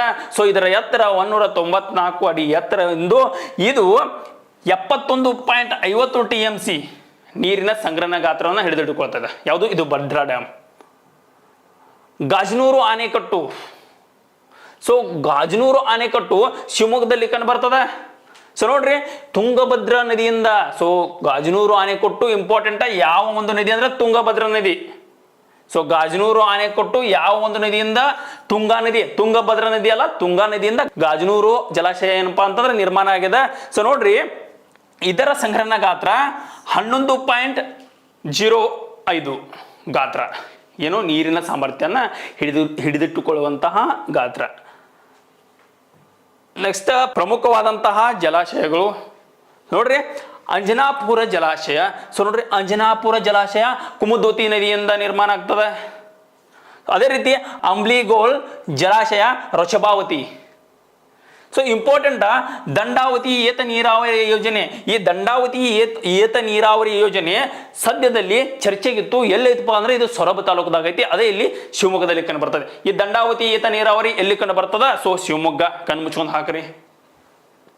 ಅದೇ ರೀತಿ ಶಿವಮೊಗ್ಗ ಜಿಲ್ಲೆಯಲ್ಲಿ ಇರತಕ್ಕಂತಹ ಪ್ರಮುಖ ನದಿಗಳು, ಈ ನದಿಗಳ ವಿಶೇಷತೆ ಬಂದಾಗ ನಮ್ಮ ರಾಜು ಸರ್ ಅವರು ಒಂದು ಸವಿಸ್ತಾರವಾದಂಥ ವಿಡಿಯೋವನ್ನು ಮಾಡಿದಾನೆ. ತಪ್ಪದ ಆ ಒಂದು ಕರ್ನಾಟಕದಲ್ಲಿ ಇರ್ತಕ್ಕಂಥ ಪ್ರಮುಖ ನದಿಗಳನ್ನ ನಿಮಗೆ ಒಂದು ವಿಡಿಯೋದಾಗ ಅಗದಿ ಮಸ್ತ್ ಹೇಳಿದ್ದಾರೆ. ಅದನ್ನು ಯಾರು ಕೂಡ ಮಿಸ್ ಮಾಡಕ್ಕೆ ಹೋಗ್ಬೇಡ್ರಿ. ನದಿಗಳು ಯಾವುದು ವೆರಿ ಕ್ಲಿಯರ್ ಆಗಿ ಏನೂ ಕನ್ಫ್ಯೂಸ್ ಆಗೋಂಥ ಚಾನ್ಸ್ ಇಲ್ಲ, ಅದ್ರೊಳಗೆ ಎಲ್ಲ ಕ್ಲಿಯರ್ ಕಟ್ ಆಗಿ ಹೇಳಿದಾರು. ಸೊ ಅದನ್ನ ನೋಡ್ರಿ ಶಿವಮೊಗ್ಗದಲ್ಲಿ ಇರ್ತಕ್ಕಂತಹ ನದಿಗಳು ಯಾವ ಅಂದ್ರೆ ಶರಾವತಿ, ವರದಾ, ಕುಮುದ್ವತಿ, ತುಂಗಾ ಮತ್ತು ಭದ್ರಾ. ಈ ಕೆಲವು ನದಿಗಳು ಸೊ ಈ ಶಿವಮೊಗ್ಗ ಜಿಲ್ಲೆಯಲ್ಲಿ ಕಂಡುಬರ್ತಕ್ಕಂಥ ನದಿಗಳಾಗಿರ್ತವೆ. ಸೊ ಗಿರಿಧಾಮಗಳು, ಸೊ ಪ್ರಕೃತಿಯನ್ನ ಸುಂದರವಾಗಿ ಸೊ ಗೋಚರಣೆ ಮಾಡಲು ಇರ್ತಕ್ಕಂಥ ಕೆಲವು ಗಿರಿಧಾಮಗಳಲ್ಲಿ ಇವು ಬಹಳ ಪ್ರಮುಖ. ನೋಡಿ ಎಷ್ಟು ಚಂದದ. ಸೊ ಕವಲೇದುರ್ಗ, ಕುಂದಾದ್ರಿ, ಕೊಡಚಾದ್ರಿ. ಸೊ ಎಲ್ಲ ಕದಾಗ ನೋಡ್ರಿ, ಕವಲೇದುರ್ಗ, ಕುಂದಾದ್ರಿ, ಕೊಡಚಾದ್ರಿ. ನೋಡ್ರಿ ಲಾಸ್ಟ್ ಟೈಮ್ ಎಕ್ಸಾಮ್ದಾಗ ಕೇಳಿದ ಕೊಡಚಾದ್ರಿ ಗಿರಿಧಾಮವು ಎಲ್ಲಿ ಕಂಡು ಬರ್ತದ? ಸೊ ಶಿವಮೊಗ್ಗದಲ್ಲಿ ಕಂಡು ಬರ್ತದ. ಸೊ ಅದ ಒಂದು ಯಾವುದೋ ಸಾಂಗ್ ಐತಿ, ಯಾವುದೋ ಒಂದು ಹಾಡು ಐತಿ ನೋಡ್ರಿ, ಅದು ಕಾವೇರಿಗೆ ಕಾಲುಂಗುರ ತೊಡಿಸಿ, ಕೊಡಚಾದ್ರಿಗೆ ಕೈ ಬಳೆಯ ತೊಡಿಸಿ, ಕನ್ನಡದ ಎಣ್ಣೆ. ನೋಡ್ರಿ ಒಂದು ಹಾಡ ಹಾಡಿರೂ ಏನಪ್ಪ ಅಂದ್ರೆ ಒಂದು ಮಾರ್ಕ್ಸ್ ಇರಬೇಕು. ಒಂದು ಹಾಡ ಹಾಡಿರೋ ಮಾರ್ಕ್ಸ್ ಇರಬೇಕು, ಒಂದು ಡೈಲಾಗ್ ಹೊಡೆದ್ರು ಮಾರ್ಕ್ಸ್ ಇರಬೇಕು. ಅಲ್ಟಿಮೇಟ್ ಏನಿರ್ಬೇಕಪ್ಪ, ತಲೆ ಮ್ಯಾಗ ಟೊಪ್ಪಿಗೆ ಕೈಯಾಗಲಾಟಿರ್ಬೇಕು. ನೆಕ್ಸ್ಟ್ ನೋಡ್ರಿ ಸೇಕ್ರೆಡ್ ಹಾರ್ಟ್ ಚರ್ಚ್. ಈ ಒಂದು ಸೇಕ್ರೆಡ್ ಹಾರ್ಟ್ ಚರ್ಚ್ ಶಿವಮೊಗ್ಗದಲ್ಲಿ ಕಂಡು ಬರ್ತದ. ಇಂಪಾರ್ಟೆಂಟ್, 1990 ಇದು ನಿರ್ಮಾಣ ಆಗ್ತದೆ. ಏಷ್ಯಾದಲ್ಲಿ 2ನೇ ಅತಿ ದೊಡ್ಡ ಚರ್ಚ್ ಆಗ್ಯದ. ನೋಡ್ರಿ ಏಷ್ಯಾದಲ್ಲಿ ಅತಿ ದೊಡ್ಡ 2ನೇ ಚರ್ಚ್ ಯಾವ್ದಾಗೈತಪ್ಪ ಅಂದ್ರೆ ಈ ಚರ್ಚ್ ಆಗ್ಯದ. ನೋಡ್ರಿ ರೋಮನ್ ಮತ್ತು ಕ್ಯಾಥೋಲಿಕ್ ಶೈಲಿಯಲ್ಲಿ, ರೋಮನ್ ಮತ್ತು ಕ್ಯಾಥೋಲಿಕ್ ಪ್ರಕಾರದಲ್ಲಿ ಈ ಒಂದು ಚರ್ಚ್ ನಿರ್ಮಾಣ ಮಾಡಿದ್ದಾರೆ ಸ್ನೇಹಿತರೆ, ಗೊತ್ತಿರಬೇಕು. ಅದೇ ರೀತಿ ಲಕ್ಷ್ಮೀ ನರಸಿಂಹ ದೇವಾಲಯ ಸೊ ಕಂಡು ಬರ್ತದ. ಇದು ಭದ್ರಾವತಿಯಲ್ಲಿ ಕಂಡು ಬರ್ತದ. ಸೊ ಯಾವುದು ಭದ್ರಾವತಿಯಲ್ಲಿ ಕಂಡು ಬರ್ತದ. 13ನೇ ಶತಮಾನದಲ್ಲಿ ಕಂಡು ಬರ್ತಕ್ಕಂಥ ಈ ಒಂದು ದೇವಸ್ಥಾನವನ್ನ ಹೊಯ್ಸಳರ ತ್ರಿಕೂಟಾಲಯ ರೀತಿಯಲ್ಲಿ ನಿರ್ಮಾಣ ಮಾಡಿದ್ದಾರೆ. ಯಾರು ನಿರ್ಮಾಣ ಮಾಡಿದಾರಪ್ಪ ಅಂದ್ರೆ ಹೊಯ್ಸಳರ ತ್ರಿಕೂಟಾಚಲ ರೀತಿಯಲ್ಲಿ ನಿರ್ಮಾಣ ಮಾಡಿದ್ದಾರೆ, ಗೊತ್ತಿರಬೇಕು. ಸೊ ನೋಡ್ರಿ ಜೈನ ಮಂದಿರ ಹುಂಚ, ಶಿವಮೊಗ್ಗದಲ್ಲಿ ಇರ್ತಕ್ಕಂತಹ ಈ ಜೈನ ಮಂದಿರ ಹುಂಚ ಇದು ಪಂಚಕೂಟ ಬಸಿದಿಯಾಗಿದ್ದು ಇದು ಜೈನರ ಪ್ರಮುಖ ಸ್ಥಳವಾಗದ. ಇದು 10 ಮತ್ತು 11ನೇ ಶತಮಾನದಲ್ಲಿ ಅತ್ಯಂತ ಪ್ರಮುಖವಾಗಿ ಉದ್ಘಾಟನೆ ಆಗಿದೆ. ಸೊ ನೋಡ್ರಿ ತಾಳಗುಂದ ಶಾಸನ ಬತ್ ನೋಡ್ರಿ, PC ಕ್ವಶನ್ ಒಂಥರ ಇವು ಎಕ್ಸ್ಪ್ರೆಸ್ ಇವು ಇದ್ದಂಗೆ, ಇವು ರಾಣಿ ಚೆನ್ನಮ್ಮ ಎಕ್ಸ್ಪ್ರೆಸ್ ಇದ್ದಂಗೆ ಇದು ತಾಳಗುಂದ ಶಾಸನ ಅಂದ್ರೆ. ಸೊ PC ಎಕ್ಸಾಮ್ ಬಂತ ಅನ್ನೋದೊಂದು ಕ್ವಶನ್. ಕ್ರಿಸ್ತಶಕ 455ರಿಂದ ಕಾಲಾವಧಿ 470ರೊಳಗೆ ರಚನೆಯಾದಂಥ ಈ ಒಂದು ತಾಳಗುಂದ ಶಾಸನ ಬಹಳ ಇಂಪಾರ್ಟೆಂಟ್. ಸೊ ನೋಡ್ರಿ ಶಿವಮೊಗ್ಗ ಜಿಲ್ಲೆಯಲ್ಲಿ ಕರ್ನಾಟಕದ ಮೊದಲ ಸಂಸ್ಕೃತ ಶಾಸನ ಇದು ದೊರಕಿದ. ಇದು ಕರ್ನಾಟಕದ ಮೊದಲ ಸಂಸ್ಕೃತ ಶಾಸನ. ಈ ಶಾಸನದಲ್ಲಿ ಕಾಕುಸ್ಥವರ್ಮ, ಕದಂಬ ವಂಶದ ಕಾಕುಸ್ಥವರ್ಮನನ್ನ ಏನಂತ ಉಲ್ಲೇಖ ಅದಪ್ಪ, ಕದಂಬ ಕುಟುಂಬ ಕುಲಭೂಷಣ ಅಂತ ಹೇಳಿ ಉಲ್ಲೇಖ ಮಾಡಿದಾರೋ. ಸೊ ವರ್ಣನೆ ಮಾಡಿದ್ದಾರೆ ಯಾರನ್ನ, ಕಾಕುಸ್ಥವರ್ಮನ. ಅದೇ ರೀತಿ ಈ ಒಂದು ಶಾಸನವನ್ನ ಕೆತ್ತಿದಂತ ಶಿಲ್ಪಿ ಕವಿ ಕುಬ್ಜ. ನೋಡ್ರಿ ಕವಿ ಕುಬ್ಜ ಎಂಬ ವ್ಯಕ್ತಿಯು ಇದನ್ನ ಏನ್ ಮಾಡ್ತಾನಪ್ಪ ಅಂದ್ರೆ ಕೆತ್ತನು. ಅದೇ ರೀತಿ ಕದಂಬ ಸಾಮ್ರಾಜ್ಯ ಸ್ಥಾಪನೆ ಬಗ್ಗೆ ಇದು ಮಾಹಿತಿ ನೀಡುತ್ತದೆ. ಕದಂಬ ಸಾಮ್ರಾಜ್ಯ ಯಾವ ರೀತಿ ಸ್ಥಾಪನೆ ಆಗ್ಯದ ಅನ್ನುವುದನ್ನು ಕುರಿತು ಸವಿಸ್ತಾರವಾದ ಮಾಹಿತಿಯನ್ನು ನುಡಿದ ಕುರಿತು. ಮತ್ತು ಇವರು ಬ್ರಾಹ್ಮಣರಾಗಿದ್ದರು. ಸೊ ನೋಡ್ರಿ ಇವರು ಬ್ರಾಹ್ಮಣರಾಗಿದ್ದರು ಎಂದು ತಿಳಿಸ್ಕೊಡ್ತದ ಯಾವುದು ಇದು ತಾಳಗುಂದ ಶಾಸನ. ತಾಳಗುಂದ ಶಾಸನ ಯಾವ ಒಂದು ದೇವಸ್ಥಾನದ ಆವರಣದಾಗಿತ್ತಪ್ಪ ಅಂದ್ರೆ ಪ್ರಣೇಶ್ವರ. ಸೊ ಪ್ರಣವೇಶ್ವರ ದೇವಸ್ಥಾನದ ಆವರಣದಲ್ಲಿತ್ತು. ಸೊ ಕರ್ನಾಟಕದ ಮೊದಲ ದೇವಸ್ಥಾನ ಏನಪ್ಪಾ ಅಂತಂದ್ರೆ ಅದೇ ಈ ಪ್ರಣೇಶ್ವರ ದೇವಸ್ಥಾನ. ಸೊ ಈ ಪ್ರಣೇಶ್ವರ ದೇವಸ್ಥಾನ ಕರ್ನಾಟಕದ ಮೊದಲ ದೇವಾಲಯ ಎಂದು ಹೇಳಬಹುದು. ಒಂದು ಸ್ಲೈಡ್ ಎಷ್ಟು ಆನ್ಸರ್ ಎಷ್ಟು ಕ್ವಶನ್ ನೋಡ್ರಿ. ಇದು ನಮ್ಮ ಟಾರ್ಗೆಟ್ ಎಕ್ಸ್ಪ್ರೆಸ್. ಪಕ್ಷಿಧಾಮಗಳು ನೋಡ್ರಿ, ಪಕ್ಷಿಧಾಮಗಳು ಗುಡುವಿ ಪಕ್ಷಿಧಾಮ ಶಿವಮೊಗ್ಗದಲ್ಲಿ ಕಂಡು ಬರ್ತದೆ. ಸೊ ಅದೇ ರೀತಿ ಶರಾವತಿ ಕಣಿವೆಯ ವನ್ಯಜೀವಿಧಾಮ. ಸೊ ಲಿಂಗನಮಕ್ಕೆ ಜಲಾಶಯ ಸಮೀಪ ಇದೆ. ಯಾವುದು ಶರಾವತಿ ಕಣಿವೆಯ ವನ್ಯಜೀವಿಧಾಮ. ಶೆಟ್ಟಿಹಳ್ಳಿಯ ವನ್ಯಜೀವಿಧಾಮ ಇದು ಕೂಡ ಶಿವಮೊಗ್ಗದಲ್ಲಿ ಕಂಡು ಬಂದಿದ್ದು. ಇಲ್ಲಿ ಇಂಪಾರ್ಟೆಂಟ್ ಅಂದ್ರೆ ವನ ಮತ್ತು ಅರೆನಿತ್ಯ ಹರ್ರೆದೊರ್ನ ಕಾಡುಗಳು ಕಂಡು ಬರ್ತಾವ. ಸೊ ಭದ್ರಾ ವನ್ಯಜೀವಿಧಾಮ ನೋಡಿದ ತಕ್ಷಣ ಗೊತ್ತಾಗುತ್ತೆ ನಿಮಗೆ. ಭದ್ರಾ ತುಂಗಾ ಬಂದು ಅಂದ್ರೆ ಇವು ಶಿವಮೊಗ್ಗ ಹಾಕಿಬಿಡ್ಬೇಕು ಸುಮ್ಮ. ಶಿವಮೊಗ್ಗದಲ್ಲಿ ಲಕ್ಕವಳಿ ಎಂಬಲ್ಲಿ ಇದೆ ಯಾವುದು ಈ ಭದ್ರಾ ವನ್ಯಜೀವಿಧಾಮ. ಇದು ಭದ್ರಾ ಜಲಾಶಯ ಹತ್ತಿರ ಇದೆ ಕಂಡು ಬರ್ತದೆ, ಗೊತ್ತಿರಲಿ. ಮಂಡಗದ್ದೆ ಪಕ್ಷಿಧಾಮ ಬಾಸಲಿ ಎಕ್ಸಾಮ್ದಾಗ ಕೇಳಿದ DR ಕ್ವಶನ್ಸ್ ಬಾಸಲಿ ಆಗಿದೆ ನೋಡ್ರಿ. ಮಂಡಗದ್ದೆ ಪಕ್ಷಿಧಾಮ ಶಿವಮೊಗ್ಗ. ಭಾಳ ಕನ್ಫ್ಯೂಸ್ ಆಗುತ್ತೆ. ಶಿವ ಹೆಂಗಿದ್ರೆ ಭಾಳ ಮಂಡಿದ್ದ, ಹೆಂಗಿದ್ದಪ್ಪ ಶಿವ ಹೆಂಗಿದ್ದಂದ್ರೆ ಭಾಳ ಮಂಡಿದ್ದ ತಿಳ್ಬೋರಿ. ಶಿವ ಅಂತ ತಕ್ಷಣ ಶಿವಮೊಗ್ಗ ಮಂಡಗದ್ದೆ ಕ್ಲಿಯರಾ. ನೆಕ್ಸ್ಟ್ ತುಂಗಾ ನದಿಯಿಂದ ಸೃಷ್ಟಿಯಾದಂಥ ಇದೊಂದು ಸಣ್ಣ ದ್ವೀಪ. ಯಾವುದು? ಈ ಮಂಡಗದ್ದಿ ಪಕ್ಷಿಧಾಮ. ಇಲ್ಲಿ ನೋಡ್ರಿ ಕಾಣಿಸ್ತದ, ತುಂಗಾ ನದಿಯಿಂದ ಸೃಷ್ಟಿಯಾದಂಥ ಒಂದು ಸಣ್ಣ ದ್ವೀಪ ಆಗಿರ್ತದೆ. ಸಕ್ರೆ ಬೈಲು ಆನೆ ಬಿಡಾರ ನೋಡ್ರಿ, ಗಾಜನೂರು ಸಮೀಪದಲ್ಲಿ ಇರ್ತಕ್ಕಂಥ ಈ ಒಂದು ಪ್ರದೇಶ, ಗಾಜನೂರು ಐತಕೈತಿ ಅದ ಈ ಒಂದು ಪ್ರದೇಶ. ಇಲ್ಲಿ ಏನ್ ಮಾಡ್ತಿರಪ್ಪ ಅಂದ್ರೆ ಆನೆಗಳನ್ನ ತರಬೇತಿ ಕೊಡ್ತಿದ್ರು. ಸೊ ಆನೆಗಳ ತರಬೇತಿ ಅಭಿಮನ್ಯು, ಬಲರಾಮ, ಸೊ ಇವರಿಗೆಲ್ಲ ಏನ್ ಮಾಡ್ತಿರಪ್ಪ ಅಂದ್ರೆ ಇಲ್ಲಿ ತರಬೇತಿ ಕೊಡ್ತಿದ್ರು. ಸೊ ಇನ್ನಿತರ ಗಜಪಡೆಗಳಿಗೆ ಇಲ್ಲಿ ತರಬೇತಿಯನ್ನು ಕೊಡ್ತಕ್ಕಂಥ ಒಂದು ಪ್ರದೇಶ ಆಗಿದೆ. ನೆಕ್ಸ್ಟ್ ತ್ಯಾವರೆಕೊಪ್ಪ ಸಿಂಹ ಮತ್ತು ಹುಲಿಧಾಮಗಳು ರೀಸೆಂಟಾಗಿ ಭಾಳ ನ್ಯೂಸ್ದಾಗ ಅದಾವು. ಈ ತ್ಯಾವರೆಕೊಪ್ಪ ಸೊ ಎಲ್ಲಿ ಕಂಡು ಬರ್ತದಪ್ಪ? ಶಿವಮೊಗ್ಗದಾಗ ಕಂಡು ಬರ್ತದ. ನೋಡ್ರಿ, ಸಾಗರ ಸಮೀಪದಲ್ಲಿ ಇರ್ತಕ್ಕಂಥ ಈ ಒಂದು ಪ್ರದೇಶದಲ್ಲಿ ಹುಲಿ, ಸಿಂಹ ಮತ್ತು ವಿವಿಧ ರೀತಿಯ ಜಿಂಕೆಗಳನ್ನು ನಾವು ಕಂಡುಬರುದು. ಊರಾಗಿರೋ ಜಿಂಕೆಗಳಲ್ಲ, ಕಾಡಿನಲ್ಲಿರತಕ್ಕಂಥ ಜಿಂಕೆಗಳನ್ನ ನಾವು ಎಲ್ಲಿಪ್ಪ? ತ್ಯಾವರೆಕೊಪ್ಪದಲ್ಲಿ ಕಂಡು ಬರುತ್ತದೆ. ಶಿವಮೊಗ್ಗದ ಮಹಾನ್ ವ್ಯಕ್ತಿಗಳು, ಸೊ ಅಕ್ಕ ಮಹಾದೇವಿ ಆಗಲಿ, ಅಲ್ಲಮ್ಮ ಪ್ರಭು ಆಗಲಿ ಶಿವಮೊಗ್ಗದ ಜಿಲ್ಲೆಯವರಾಗಿದ್ದಾರೆ. ಅದೇ ರೀತಿ ಮಹಾನ್ ಸಾಹಿತ್ಯಗಳು ಮತ್ತು ಕವಿಗಳು, ಶಿವಮೊಗ್ಗದಲ್ಲಿ ಹುಟ್ಟಿರ್ತಕ್ಕಂತಹ ಮಹಾನ್ ಕವಿಗಳು ಮತ್ತು ಸಾಹಿತ್ಯಗಳು ಕುವೆಂಪು, GS ಶಿವರುದ್ರಪ್ಪ, UR ಅನಂತಮೂರ್ತಿ, ಅದೇ ರೀತಿ P ಲಂಕೇಶ್ ಮತ್ತು ಪೂರ್ಣಚಂದ್ರ ತೇಜಸ್ವಿ, ಅದೇ ರೀತಿ KV ಸುಬ್ಬಣ್ಣವರು ಅತ್ಯಂತ ಹೆಸರುವಾಸಿಯಾದವರು.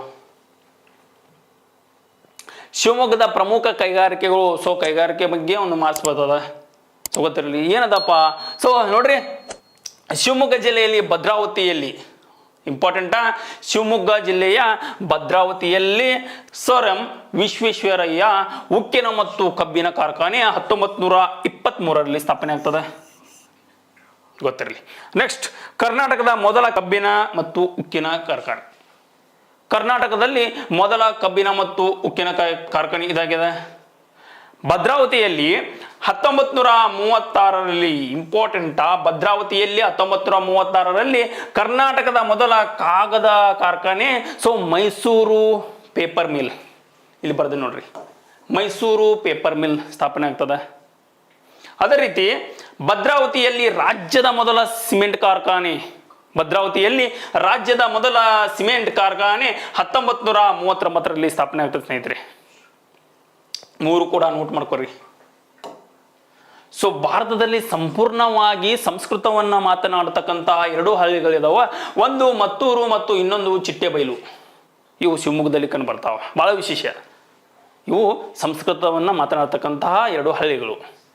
ನೀನಾಸಂ ನೋಡ್ರಿ, PC ಹುಡುಗರಿಗೆ ವೆರಿ ಇಂಪಾರ್ಟೆಂಟ್. ನೀನಾಸಂ ಶಿವಮೊಗ್ಗ ಜಿಲ್ಲೆಯಲ್ಲಿ ಹೆಗ್ಗುಡ, ಸೊ ಶಿವಮೊಗ್ಗ ಜಿಲ್ಲೆಯ ಹೆಗ್ಗುಡ ಎಂಬ ಊರಿನಲ್ಲಿ ನೀನಾಸಂ ಇದೆ. ಈ ನೀನಾಸಂ ಅಂದ್ರೆ ಏನಪ್ಪಾ ನೋಡ್ರಿ, ನೀಲಕಂಠ ನಾಟ್ಯ ಸೇವಾ ಸಂಘ.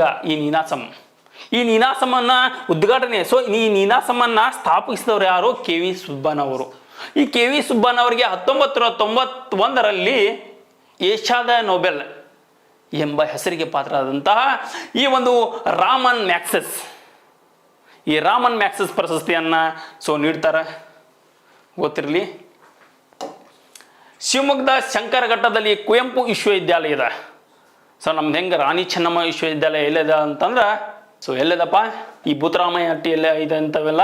ಅದೇ ರೀತಿ ಶಿವಮೊಗ್ಗದ ಶಂಕರಘಟ್ಟದಲ್ಲಿ ಸೊ ಈ ಒಂದು ಕುವೆಂಪು ವಿಶ್ವವಿದ್ಯಾಲಯ ಕಂಡು ಬರ್ತದೆ.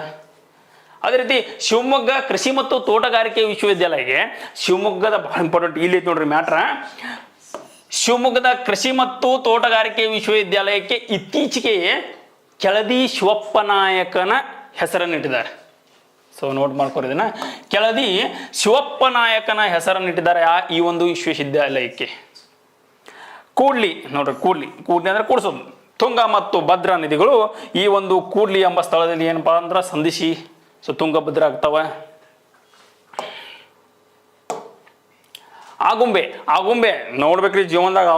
ಆಗುಂಬೆ ಘಾಟಿಗೆ ಹೋಗಿ ಕೇಶಿಂದ ಆಗುಂಬೆ ಘಾಟಿಗೆ ಹೋಗಿ 180 ಸ್ಪೀಡ್ನಾಗ ಕಟ್ ಹೊಡೆದ್ರೆ ಆಗುಂಬೆ ಘಾಟ್ ಮಸ್ತ್ ಕಾಣ್ತೈತಿ ನೋಡ್ರಿ.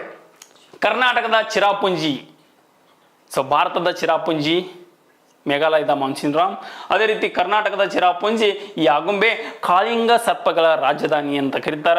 ನೋಡಿ ಸ್ನೇಹಿತರೆ, ಗೂಡು ಕಟ್ಟುವ ಹಾವುಗಳಂದ್ರ ಕಾಳಿಂಗ ಸರ್ಪಗಳು. ಈ ಕಾಳಿಂಗ ಸರ್ಪಗಳ ರಾಜಧಾನಿ ಅಂತ ಕರೆದವರು ಊರಗ ತಜ್ಞ ಯಾರೆಂಬುದನ್ನ ನೀವು ಕಮೆಂಟ್ ಸೆಕ್ಷನ್ದಲ್ಲಿ ಕಮೆಂಟ್ ಮಾಡಿರಿ.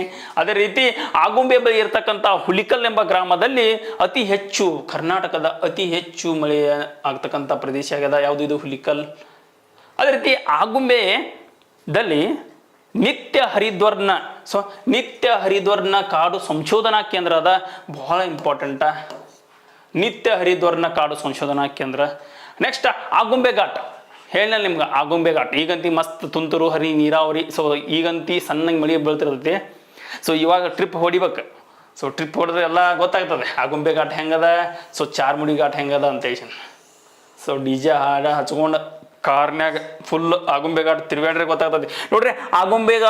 ಆಗುಂಬೆ ಘಾಟ್ ಯಾವ್ಯಾವ ಒಂದು ಊರನ್ನ ಏನಪ್ಪ ಸಂಧಿಸ್ತದ ನೋಡ್ರಿ. ಶಿವಮೊಗ್ಗ ಮತ್ತು ಉಡುಪಿ ಈ 2 ಜಿಲ್ಲೆಗಳನ್ನ ಏನು ಮಾಡ್ತಾವು? ಸಂಧಿಸ್ತದ. ನೆನಪಿಡ್ಕೋರಿ, USA ಅಂತ ಬರ್ಕೋರಿ. USA ಏನು USA? ಯು ಅಂದ್ರೆ ಉಡುಪಿ, ನೆನಪಿಡ್ಕೋಬೇಕು ಅಷ್ಟೇ. ಯು ಅಂದ್ರೆ ಉಡುಪಿ, ಎಸ್ ಅಂದ್ರೆ ಶಿವಮೊಗ್ಗ, ಎ ಅಂದ್ರೆ ಆಗುಂಬೆ. USA ಅಂದ್ರೆ ಆಗುಂಬೆ ಘಾಟ್. ಕೆಳದಿ. ಸೊ ಕೆಳದಿ ಅಂಶದ ಬಗ್ಗೆ ಬತ್ತಂದ್ರೆ ಇಟ್ಟು ಗೊತ್ತಿರ್ಬೇಕು. ಏನು ಗೊತ್ತಿರ್ಬೇಕು? ಕೆಳದಿಗೆ ವೇಣುಪುರ ಅಂತ ಕರಿತಿದ್ರು. ಏನು ಕರಿತಿದ್ರು? ವೇಣುಪುರ ಅಂತ ಕರಿತಿದ್ರು. ಯಾವುದಕ್ಕೆ? ಕೆಳದಿಗೆ. ಶಿವಮೊಗ್ಗ ಜಿಲ್ಲೆಯಲ್ಲಿ ಕೆಳದಿ ಶಿವಪ್ಪನಾಯಕನ ಅರಮನೆ ಇತ್ತು. ಈ ಶಿವಪ್ಪನಾಯಕ ಎದಕ್ಕೆ ವಿಶೇಷ ಆಗಿದ್ದ ಅಂದ್ರೆ ಕಂದಾಯ. ಸೊ ಶಿವಪ್ಪನಾಯಕನ ಶಿಸ್ತು ಯಾವುದಕ್ಕೆ ಹೆಸರುವಾಸಿಯಾಗಿದ್ದಾನೆ ಅಂತ ಕೇಳಿದ್ರೆ ಕಂದಾಯ ವಸೂಲಿಗೆ. ನೋಡ್ರಿ, ರೊಕ್ಕ ವಸೂಲಿ ಮಾಡಕ್ಕೆ ಶಿವಪ್ಪನಾಯಕನ ಶಿಸ್ತು ಪವರ್ಫುಲ್ ಇತ್ತು, ಗೊತ್ತಿರ್ಬೇಕು. ಕೆಳದಿ ಚೆನ್ನಮ್ಮಳು ಔರಂಗಜೇಬನನ್ನು ಸೋಲಿಸಿದಂತಹ ಮಹಿಳೆಯಾಗಿದ್ದಳು. ಔರಂಗಜೇಬನನ್ನ ಸೈನ್ಯವನ್ನು ಎದುರಿಸಿದಂತಹ ಮಹಿಳೆಯಾಗಿದ್ದಳು. ಯಾರು? ಕೆಳದಿ ಚೆನ್ನಮ್ಮ. ಕಿತ್ತೂರು ರಾಣಿ ಚೆನ್ನಮ್ಮ ಅಲ್ಲ, ಕೆಳದಿ ಚೆನ್ನಮ್ಮ. ಸೊ ನೋಡ್ರಿ, ನೆಕ್ಸ್ಟ್ ಮುಂದುವರಿದ ಭಾಗ. ಕೆಳದಿಯಲ್ಲಿ ಶಿವಮೊಗ್ಗದ ಕೆಳದಿಯಲ್ಲಿ ಪ್ರಾಚ್ಯ ಮತ್ತು ವಸ್ತು ಸಂಗ್ರಹಾಲಯವಿದೆ. ಎಲ್ಲಿ? ಕೆಳದಿಯಲ್ಲಿ. ಹೇಳಿ ನಿಮಗಿದೆ. ಕೆಳದಿ ಶಿವಪ್ಪನಾಯಕನ ಒಂದು ಕೃಷಿ ಮತ್ತು ತೋಟಗಾರಿಕೆ ವಿಶ್ವವಿದ್ಯಾಲಯ ಅಂತ ಹೇಳಿದಾರಂತ. ನೆಕ್ಸ್ಟ್ ಹುಲಿಕಲ್ ಘಾಟ್. ನೋಡ್ರಿ, ಇದೊಂದು ಘಾಟ್ ಬರ್ತದೆ. ಈಗ ಒಂದು 7-8 ಘಾಟ್ ಬರ್ತಾವೆ ಕರ್ನಾಟಕದಾಗ. ಸೊ ಒಂದು 5-6 ಘಾಟ್ ಬರ್ತಾವೆ ಕರ್ನಾಟಕದಾಗ. ಸೊ ಇವು ಎಲ್ಲ ಘಾಟ್ಗಳನ್ನ ಒಂದು ಕಡೆ ಬರ್ತಾ ಇಟ್ಕೋರಿ, ಇಂಪಾರ್ಟೆಂಟ್ ಆಗಿರ್ತಾವೆ. ಹುಲಿಕಲ್ ಘಾಟ್ ನೋಡ್ರಿ, ಶಿವಮೊಗ್ಗ ಮತ್ತು ಕುಂದಾಪುರ. ಇದಕ್ಕೊಂದು ಟ್ರಿಕ್ಸ್ ಹೇಳ ನೋಡ್ರಿ. ಏನಿಲ್ಲ, ಇದು ಹುಲಿನ, ಇದು ಶಿವನ, ಇದು ಕುಂದಾಪುರ. ನೋಡ್ರಿ, ಹುಲಿನ ಕೊಂದ ಯಾರಪ್ಪ ಅಂದ್ರೆ ಶಿವ ಏನು ಮಾಡ್ತಾನೋ? ಹುಲಿ ಕೊಲ್ತಾನ. ಹುಲಿ ಕೊಂದ ಶಿವ ಅಂತ ನೆನ್ಬಿಟ್ಕೊಂಡ್ಬಿಡ್ರಿ, ಹುಲಿಕಲ್ ಘಾಟ್ ಸಿಕ್ಬಿಡ್ತದ. ನೋಡ್ರಿ, ಕರ್ನಾಟಕದಲ್ಲಿ ಅತಿ ಹೆಚ್ಚು ಕೆರೆ ನೀರಾವರಿನ ಹೊಂದಿದಂಥ ಜಿಲ್ಲೆ ಕೆರೆ ನೀರಾವರಿ ಹೊಂದಿದಂತಹ ಜಿಲ್ಲೆ ಶಿವಮೊಗ್ಗ, ಬಾವಿ ನೀರಾವರಿ ಹೊಂದಿದಂಥದ್ದು ಬೆಳಗಾವಿ, ಸೊ ಕಾಲುವೆ ನೀರಾವರಿ ಹೊಂದಿದಂತಹದ್ದು ರಾಯಚೂರ. ಗೊತ್ತಿರ್ಬೇಕು. ನೆಕ್ಸ್ಟ್, ಕರ್ನಾಟಕ ರಾಜ್ಯದಲ್ಲಿ ಸಮಾಜವಾದಿ ಚಳವಳಿ ಬಹಳ ಇಂಪಾರ್ಟೆಂಟ್, ಎಕ್ಸಾಮ್ದಲ್ಲಿ ಕೇಳಿದಾನು. ಇದು ಪ್ರೈಮರಿ ಬುಕ್ದಲ್ಲದ. ಸೊ ಸಮಾಜವಾದಿ ಚಳವಳಿಗೆ ಅಡಿಪಾಯ ಹಾಕಿದವರು ಶಾಂತವೇರಿ ಗೋಪಾಲ ಗೌಡರು. ಸೊ ಗೌಡ್ರು ಏನು ಮಾಡ್ತಾರಪ್ಪ ಅಂದ್ರೆ ಇವರು ಶಿವಮೊಗ್ಗದವರು. ನೆಕ್ಸ್ಟ್, ಶಿವಮೊಗ್ಗ ಜಿಲ್ಲೆಯಲ್ಲಿ ಕುಂಸಿ, ಶಂಕರಗುಡ್ಡ, ಸಿದ್ದರನಹಳ್ಳಿ. ಸೊ ಇವೆಲ್ಲ ಮ್ಯಾಗ್ನೀಸ್ ಕಬ್ಬಿಣ ಸಿಗ್ತೈತೆ.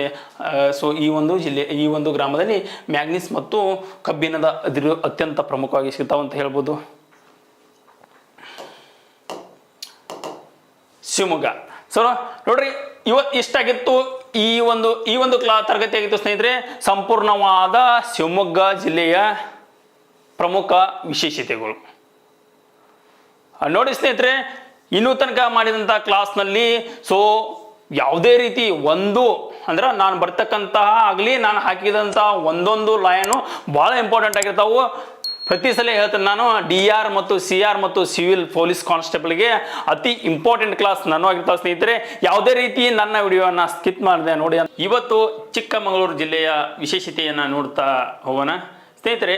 ಈ ಒಂದು ಕ್ಲಾಸನ್ನು ಕೇಳೋಕ್ಕಿಂತ ಮುಂಚೆ ಒಂದು ವಿಶೇಷ ಆಹ್ವಾನವನ್ನು ನಿಮ್ಮ ಮುಂದೆ ತೆಗೆದುಕೊಂಡು ಬಂದಿದ್ದೀನಿ ಸ್ನೇಹಿತರೆ. ನಮ್ಮ ಸಂಸ್ಥೆಯಲ್ಲಿ ಇವಾಗ PDO ಬ್ಯಾಚ್ ಶುರುವಾಗಿದ್ದಾವೆ. ಸೊ ಈ PDO ಬ್ಯಾಚ್ ರಾಜ್ಯದ ತಮ್ಮದೇ ಆದಂತಹ ಭೂಗೋಳಶಾಸ್ತ್ರದ ಉಪನ್ಯಾಸಕರಾದಂತಹ ಈರಣ್ಣ ಪಟನ್ಶೆಟ್ಟಿ ಅವರು ಈ ಒಂದು PDO ಕ್ಲಾಸನ್ನು ತೆಗೆದುಕೊಳ್ತಾ ಇದ್ದಾರೆ ಸ್ನೇಹಿತರೆ.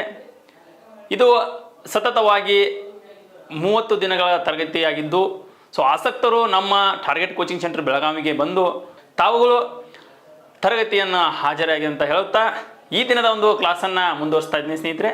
ಚಿಕ್ಕಮಗಳೂರು ಜಿಲ್ಲೆ